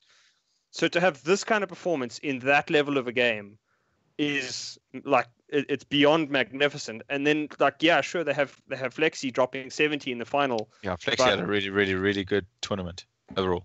But yeah, I mean, the thing is, like, Canny has just like the tournament of his life at that point, with winning every single clutch, and it's just magnificent. Like I said, it's so hard for BVD at that point to do anything, because Canny's winning every single clutch that you put him in. Look, they had a good start. BVD did have a good start. I've got it there, and then all of a sudden they lose a save, but then they pull it back a little bit, and BVD win a save. And then BVD nearly lose. They only keep 2 guns. Nearly lose a save again. And then I feel like my note here is they just got out mechanicked. It's not a word. It doesn't make sense. But you know what I mean? No, like, I mean, in terms of it's a new thing. It's a new CS term. Get out mechanicked. You know, they were just getting punished so hard by really good steps, really good aim duels, really good battles. And then BVD just continued that force cycle again, just like they did the funny forces in Mirage. They carried that in, and they didn't win a single one in Mirage, and they didn't win a single one in Cobble. And but they did win one, like, save, but not those funny force buys. And then Ian won another save to win the game. I've just got Ian win save, BVD win save, Ian win save. That's like 5 save rounds that were flipped by the teams. I think Ian picking up, BVD picking up 2, Ian picking up 3. So that's crazy. That's just crazy CS. Shouldn't happen. Like, that's a little bit weird, but that is where I feel like Ian out-aimed them and out-mechanicked them. It's a thing. So, look in the dictionary. Something I'd like to also bring up here. I mean, I saw Rian mentioning it in chat, and it's something I've thought for a while. It's BVD seems to rely on Sonic to always deliver a lot of kills to actually perform at the level that they do, because you very seldom see a situation from BVD where 3 other players show up. It's usually Sonic and 1 other, and the problem for them is if it's not Sonic, there's only 1 other guy at any given time who usually shows up. So I mean, in the final it was JT, and he was the only one. There really was nobody else to fall back on. Actually, I felt Elusive was holding his own, surprisingly, just from the VOD. Obviously, I haven't watched the demo, which will give you a lot more insight. I watched the VOD, but Elusive did play really well, held his angles, and got his kills. But I mean, the problem with Elusive is that, like, Elusive is already the game leader. You don't want him to be putting up numbers. You know, it's like he shouldn't be needed to put up numbers. You've got Fady, you've got JT, you've got Detrony, you've got Sonic. Those, like, between those 4, you should be able to get enough frags to do something. And like, the issue is just they didn't. Like, Sonic didn't pitch, and then the whole team was sort of like, yeah. I mean, like, that was the problem. Is like you could actually see Sonic, especially, like you were mentioning Mirage, but like you could see, I wouldn't say it was tilt, but you could see Sonic like trying to start forcing things. Like there was that one situation where he jumps onto the double box in A site and then tries to hop into Palace, and Dom's is just waiting for them and guns him with a pistol, and you're like, what's he doing? Like, why? What are you trying to achieve at that point? Because maybe he's just trying too hard to create space for his team because they're not getting anywhere. Yeah, and like that's the problem, is that like Detrini started coming alive, but I mean even his clutch in that 1v2, I mean it was a crazy clutch, a really magnificent one, but the problem is it just felt as though like BVD didn't know what to do anymore. Like, you know, they'd been put under so much pressure by energy that they started panicking, and they started like unraveling in front of our eyes. Without Sonic there just dropping 50 to keep them, you know, just calm, it just felt like BVD wasn't certain how to play the rounds anymore. I also feel like, you know, when you get in that mode and you feel like everything's hitting and energy are ahead and they have rounds in hand, that you can start relaxing a bit almost on the aim and taking duels that you maybe shouldn't have, and being a little bit cheeky. And I feel like energy is really, really good at bullying you, if that makes sense. You know, like, and traditionally, BVD is really good at holding that and just stopping it and saying, okay, well, take your time. You can take the first 30 seconds. You can try to take peeks and you can harass us, and you're probably going to make a mistake and get picked. And we're seeing prime example, and we keep going back to it, is Robbie taking 6 AWP shots. He didn't hit any and didn't get punished for it.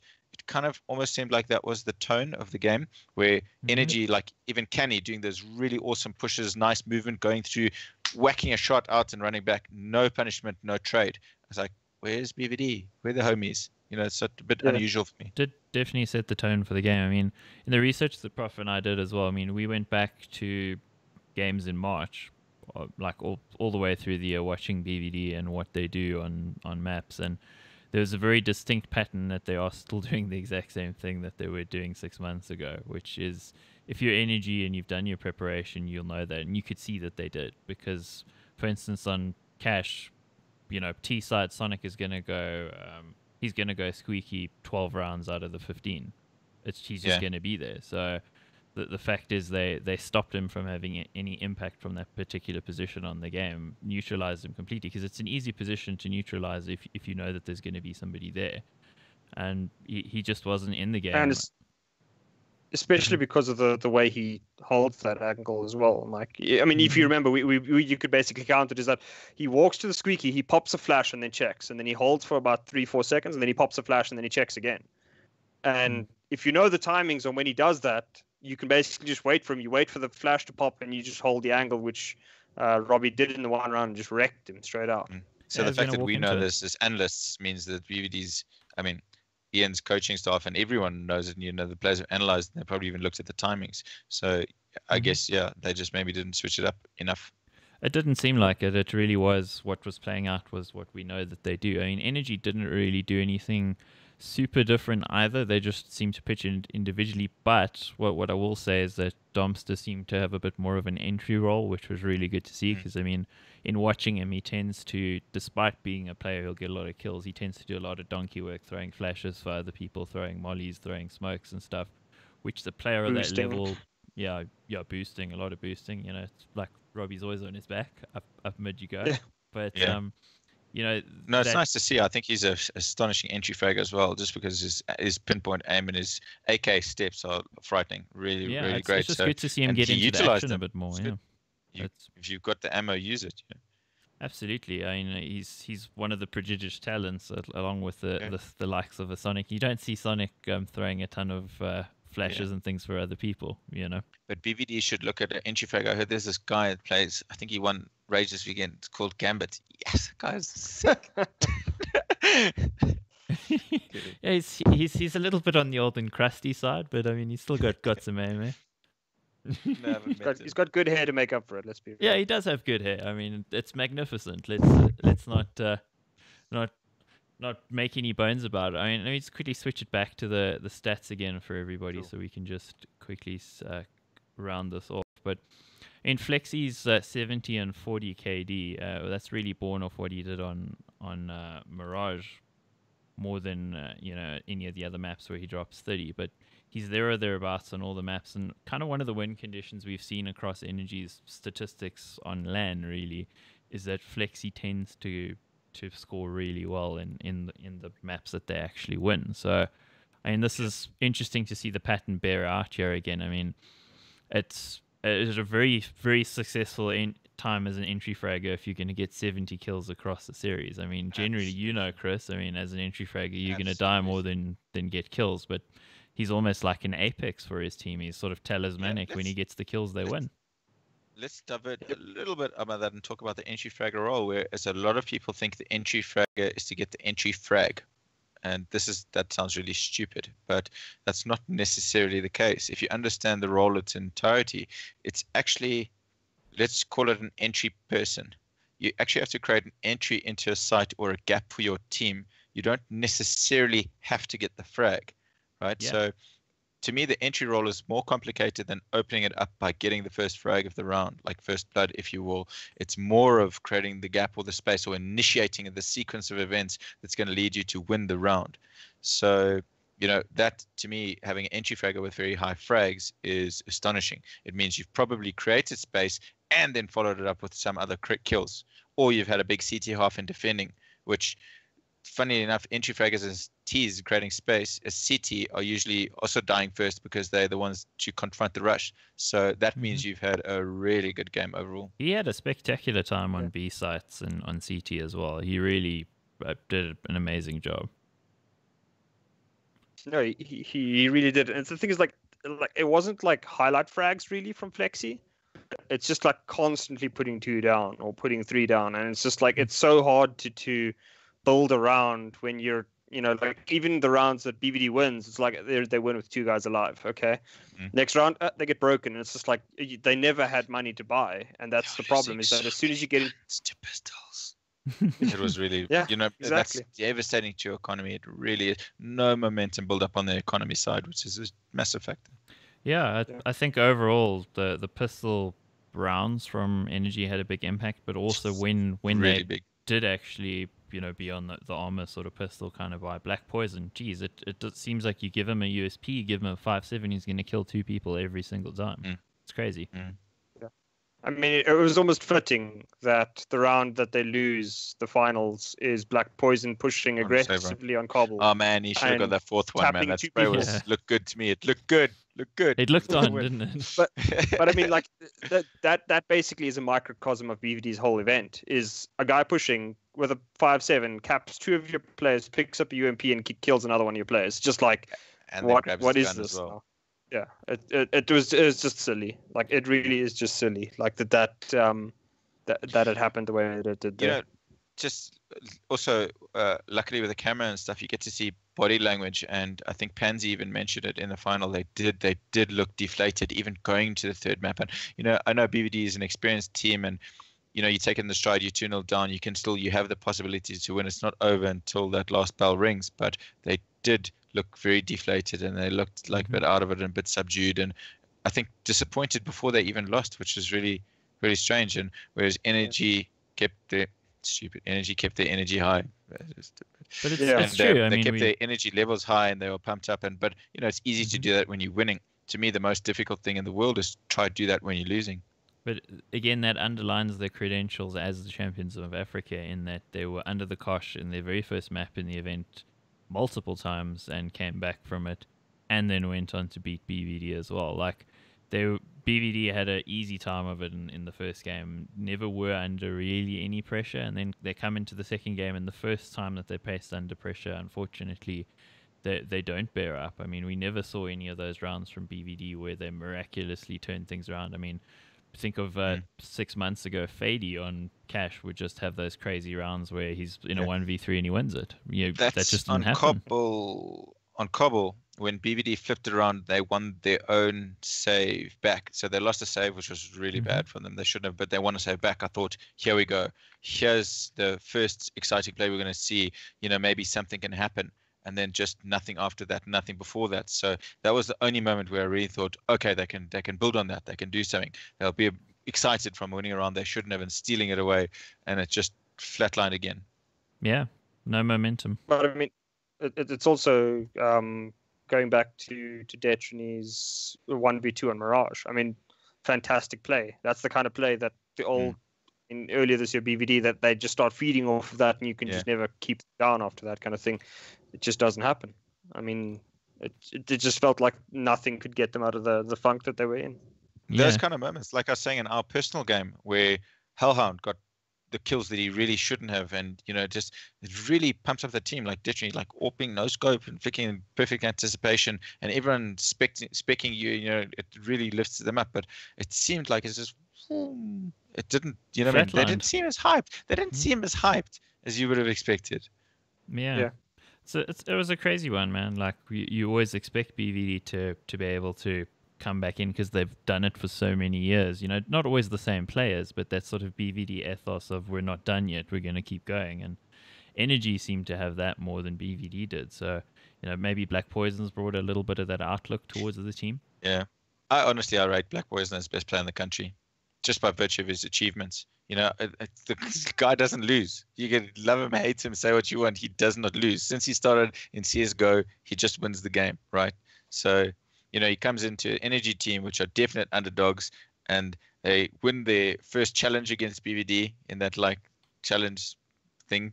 Mm-hmm. And then they win ESL Cup, and now they win this event. You're like, what the hell, Robbie? Just stop it.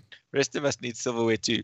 Thanks. But, I mean, if you look at the difference, though, right? Again, this is just part of the stats that we did. His first event with Energy is at VS, right? Where if you remember, they got absolutely manhandled in the finals. Yeah. And he was -4 there. At ESWC, he's +15 in a best-of-5 against BVD. And at this event, I think he's like +10 or something. So you can see it's like he joins them at just before VS on LAN. He's got like a month to get the team into working shape, gets them into working shape. They lose, and at the next event, he goes huge, and then they start winning. So, I mean, I think Black Poison deserves...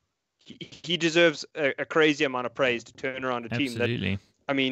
That team was a shambles when Nefan was on that team, just because of the personalities involved and they just couldn't. The amount of work, and you got to give it to the management team and Sport and Kaz and putting the time and energy around it. But you've got to give Robbie props for pulling it all together as well, and obviously the players for their dedication. What this is not an Oscar speech, but it's a magnificent achievement on Robbie's personal behalf. Absolutely, yeah. He really deserves all the props. He's made all the difference. He's brought the correct attitude to a team that, if you look at them, they're quite disparate elements. A lot of interesting personalities. Almost this. It's quite funny when we talk about Energy. We're like, okay, who are they going to interview? Well, there's only Kenny because nobody else talks. So it's this. It's a very unusual dynamic compared to other teams. They've got some interesting personalities, but Robbie is able to make it work. And I don't think there's really any other in-game leader who could bring those sorts of elements together the way he has. I agree. So I'm going to quickly switch it to the event stats for the players, the overall kind of numbers here. So Remind actually ends up the top-rated player, 1.42 rating on an HLTV 2.0 rating, and he only played 4 maps. It's just... admittedly, they did utterly destroy... Panhandled them, Vibora. In the third fall. I suppose that pads a bit. Yeah, it pads it a little bit. Still, even in his series against Energy, they lost, and he was still, I think he ended on 1.2 or whatever it was. But Cannibalistic 1.33 rating. I think his individual rounds on Cash against Limitless and against Energy, against Bravado on Cobble, he just had these crazy rounds where he took over the game, and he definitely saved them in that semi-final. So I think, as you said, Prof, he's definitely odds on MVP. Yeah, official stamp of approval. Cannibalistic MVP, and Flexi there on 1.29. Well done, JV. Good job, homie. Yeah, good job. Flexi really with a very good. Flexi had the best land comp he's ever had. Yeah, absolutely. Domster also ends on a 1.21 rating, which is really good as well. It's not quite at the other guy's level, but I must say we were mentioning it earlier. Recently, he's been brilliant, and he brought it into LAN with him, and he got massive impact frags. So exactly what I was going to say. Tremendous impact frags. It was just insanity, absolute insanity. Trevor says, "Thanks, Dad." The telling thing as well, if we look at the overall team rating, which kind of collates all. All players. Energy ended on a 1.22 rating team wide. So that's an average across all of their players. And I guess that's exactly. I mean, the stats are just backing up exactly what we said, where the whole team just played well. yeah, they really did. Even I mean, there was Tuck Walk on Cobble in the semi-final. He had an amazing game, and generally he's been a little quiet lately, aside from Box with his mad pistols. Yeah, and let me just relate this, by the way, just because I think the whole world needs to know. I had 3 separate conversations with Tuck Walk this weekend. Sean knows about this. Each of them was while he was in a bathroom stall next door to me, and he's like, "Do I hear extremes?" And I'm like, "Yeah." "Oh yeah, yesterday when we were playing that map, I mean, I couldn't hear the guys running up mid on Cobble, and I'm just like, what the why is he talking to me at the moment while he's dropping a few deuces, you know? I mean, like, I'm glad you guys have your bowels in sync. That's very romantic. I just like, what? It was just so random. It happened 3 times in 3 separate days. It's just Like, you don't have to tell me about your bathroom stall antics. It's all good. It's all good. What you do in your non-casting time is up to you. He tells us that in the VIP room, though. He's like, "Guys, I've just had a conversation with Tuckbook in the bathroom for the 3rd day in a row," and we're like, "Why would you tell us this? Because he was making Why good are points, you meeting? man. Why are you meeting him in the bathroom in the first place?" Playing battle shits. Hey, yeah, battleship. I'm done, guys. I'm done. Yeah. I was not talking to him. He just he hears movements and he goes, "Extremes." I'm like, how does he know it's me? I don't know. It was so strange. Yeah, I'm ready. There was actually You a do good this. point that he brought out, though. When we were casting the semi-final, there was one point where he was in mid of Cobble, and he was standing at the little wall, the half wall there, and he just got run over by the guys from Limitless, and it's because he actually couldn't hear them. He said the PA was so loud, really? the crowd was shouting, the noise, they don't actually have Speaking noise of cancelling. The noise as well. So I wasn't playing with in-ears. My in-ears got chewed up by a rat. Very irritating. I'm serious. And I was playing with these Sennheiser Game Zeros, which are really great, and the noise isolation, but they're not completely cancelling. And the problem is that the bass on the stage reverberated through the floor, and it was actually, you could feel the vibrations, and it came through so strong that I literally, it's almost like noise cancelling effect. I was like deaf. So that's why I was so terrible about playing drop down. I was like, I can't hear them drop. So I had to keep checking just to make sure. Yeah, as the funny challenges that come from doing a live event. It's so different to playing at home.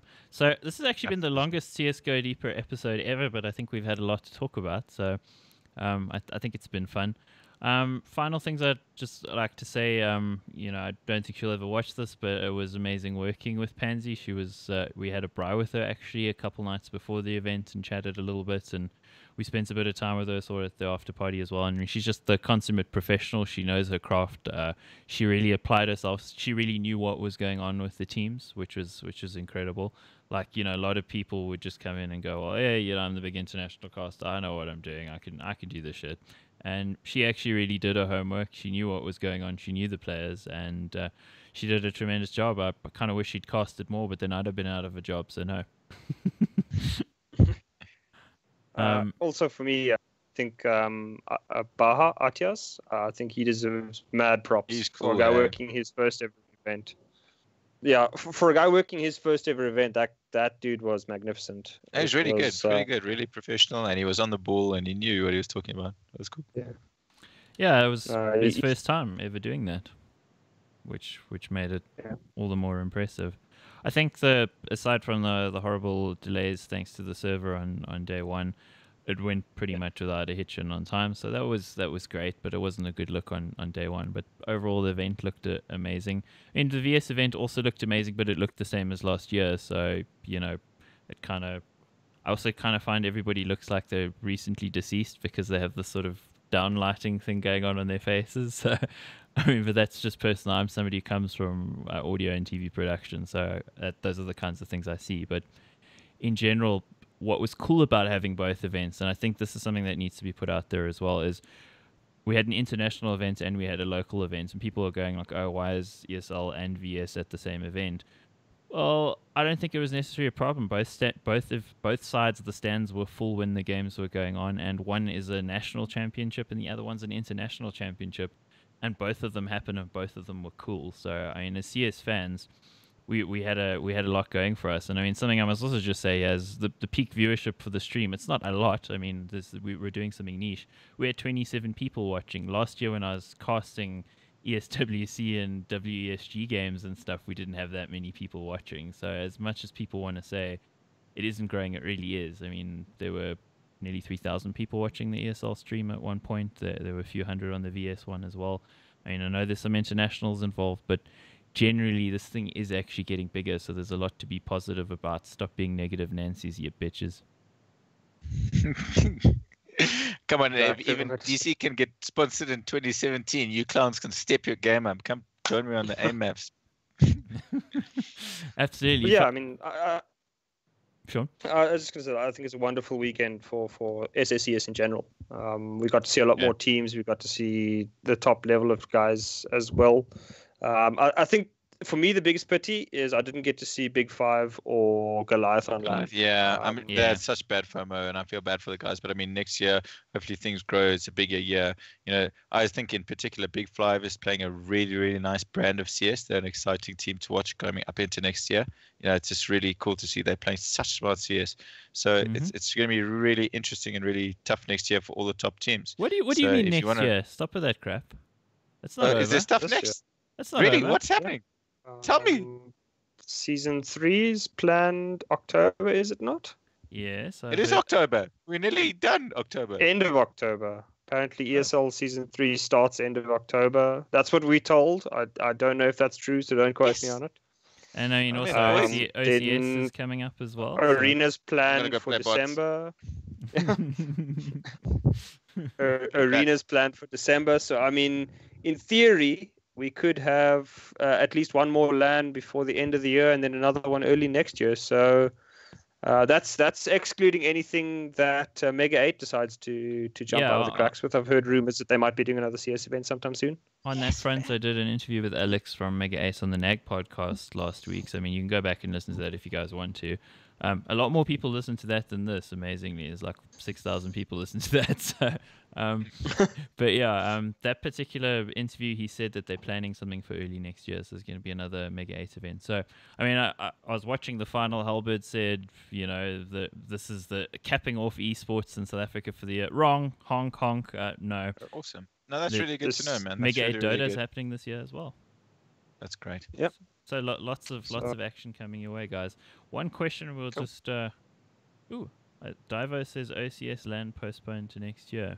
He knows something. That's what I heard as well. Okay, well, nothing's been announced. But hey, I mean, it's the postpone of the postpone of the postpone. So I guess we shall see. But if not that, it does sound like ESL is going to keep doing stuff. I know that their overall plan is for 5 years, is what I've heard. So I don't think CS is going anywhere, people. So that's definitely something to keep an eye out for. Now, there was one question early on, and I can't remember who it was. Maybe I need to scroll up. But thoughts on the new Dust 2? I think it was Spaz, actually, who asked that. I don't know if he's still here. But new Dust 2, we were having a little bit of a Twitter argument with Linus, shouting him down earlier, Prof, because he deserved to be sat down. I gave him a mouse pad. He won it on CSGO Deeper, so he deserved to be slapped down. Map pool of 8 is not going to work. They're going to have to take something else out. That'll never happen. I mean, even 7 is stretching it with a couple of the teams. But I know one team that'll be very, very happy about Dust 2. It's these old bullies from South Africa that just happened to win Rage this year. That's my shit. Castle Light and Dust 2. Ready for life. Castle Light and Dust 2. Yeah, I don't know. I mean, the one problem I have with Dust 2 is it's not a very tactically deep map. Like, there's not a hell of a lot you can do. So it was never a great map to watch. It was always a great map to play. I love playing the map still now. I actually played a matchmaking with Dust 2 before this. It's a fucking great map to play, let's be honest, but it's not a great map to spectate. So, you know, Cobble has that issue right now. Nuke has the issue of not being great to play or to spectate, but to observe. Or to observe, or to anything, really. I mean, the actual statistics, I think, in big competitions only come out, you would, but it's only come out 22 times in top-tier tournaments in the entire year. That's not which great. Then which just obviously means they haven't people are not really playing achieved their it. goal. Yeah. Yeah, exactly. Yeah. So The problem is it just kills your FPS. It's like one of the first problems that it has. Then it's the sound issues that it has on top of that. Like there's just so many problems with that map right now that I really do think that like if they can fix it, sure, then I think there's going to be it's going to be a massive improvement. But right now it's just I think Nuke has too many issues. Cobble is still an absolute nightmare. That CT defense on B site is literally if you have utility, you can do something. If you do not, you're going to lose the round. That should not be a win condition for a map, I don't think. yeah, So I don't know, it's just very, very silly. it's not a bad map to play again, but it's just I think from a spectating point of view, it tends to lend itself to like very simple exchanges where you kind of want, to me, like pure CS is Mirage or Overpass or those sorts of maps where you have to take a big risk to get a kill. You have to have the support of your teammates setting you up. You know, if you're going onto a side execute, you need to sow a little bit of misdirection. Your execute needs to be on point. Everything needs to fall in place for it to work. It's not the sort of thing of hold down W and like you know round win kind of shit that happens on Cobble. Yeah, pretty much. So yeah, I mean that's where it is. I don't think there'll be an 8 map pool because that would make map vetoes stupid. So they're gonna take something out. The only thing that hasn't been visually fixed has been Mirage. But the problem is if they take Mirage out, I will literally cry, and I think every team in the world will cry right now as well because it is the most played map in recent months by professional level Such teams. a great map to watch and play as well. Yeah. You can do everything on it. I mean, you can have strong T sides, you can have strong CT sides. It's you can play it tactically, you can play it for like more aim heavy style. It's like the old Inferno where anything you can do can work if you know what you're doing. Absolutely. So I think that is us, guys. We've postulated all opinions, all possible Good and probable. job, homies. I enjoyed myself. This was flipping It fun. was a hell of a lot of fun. It was a lot of fun. So congratulations to Tazzy88. He won himself a XL MSI mousepad thanks to Aperture PC, our wonderfully proud sponsors, but not too proud. They've still got some humility in them. So well, thank you for the giant mousepad, our good friends from Aperture, and thank you our good friends who've tuned in to watch us for some reason. Lots of you tonight. Thanks for being here. We really appreciate it. Any final words, Apoc? Yes. No. No. Okay. You're just going to go have your castle light and play some Dust 2. That's what's happening now. Well, Prof, anything from your side? I think it was just a great weekend overall for CS. If we could have more, it would be wonderful. If we could get them more often as well, I think it would be wonderful. So yes. Also, we need more female comps so we can have Battle of the Coaches. Thanks. Oh yeah, cool. And if you want to laugh a bit more, there were 2 show matches as well. You can probably check out. There was an ESL one and a VS one, so there's a little bit of laughing to do if you want to go check out the VODs of those very things. But yeah, that'll be us. Do you guys want to play some CS? Yep. Should we stream some CS, or how do you guys feel? I need to eat. I'm dying. I don't care about you. Yeah, I'll think about it. Well, maybe we'll be back in a few minutes with a little bit of matchmaking. But either way, this has been CS:GO Deeper, sponsored by Aperture PC. The summing up of Rage, a little bit of a history lesson from Apoc, and some free shit being given away. And definitely get Vox as your ISP. Axe out.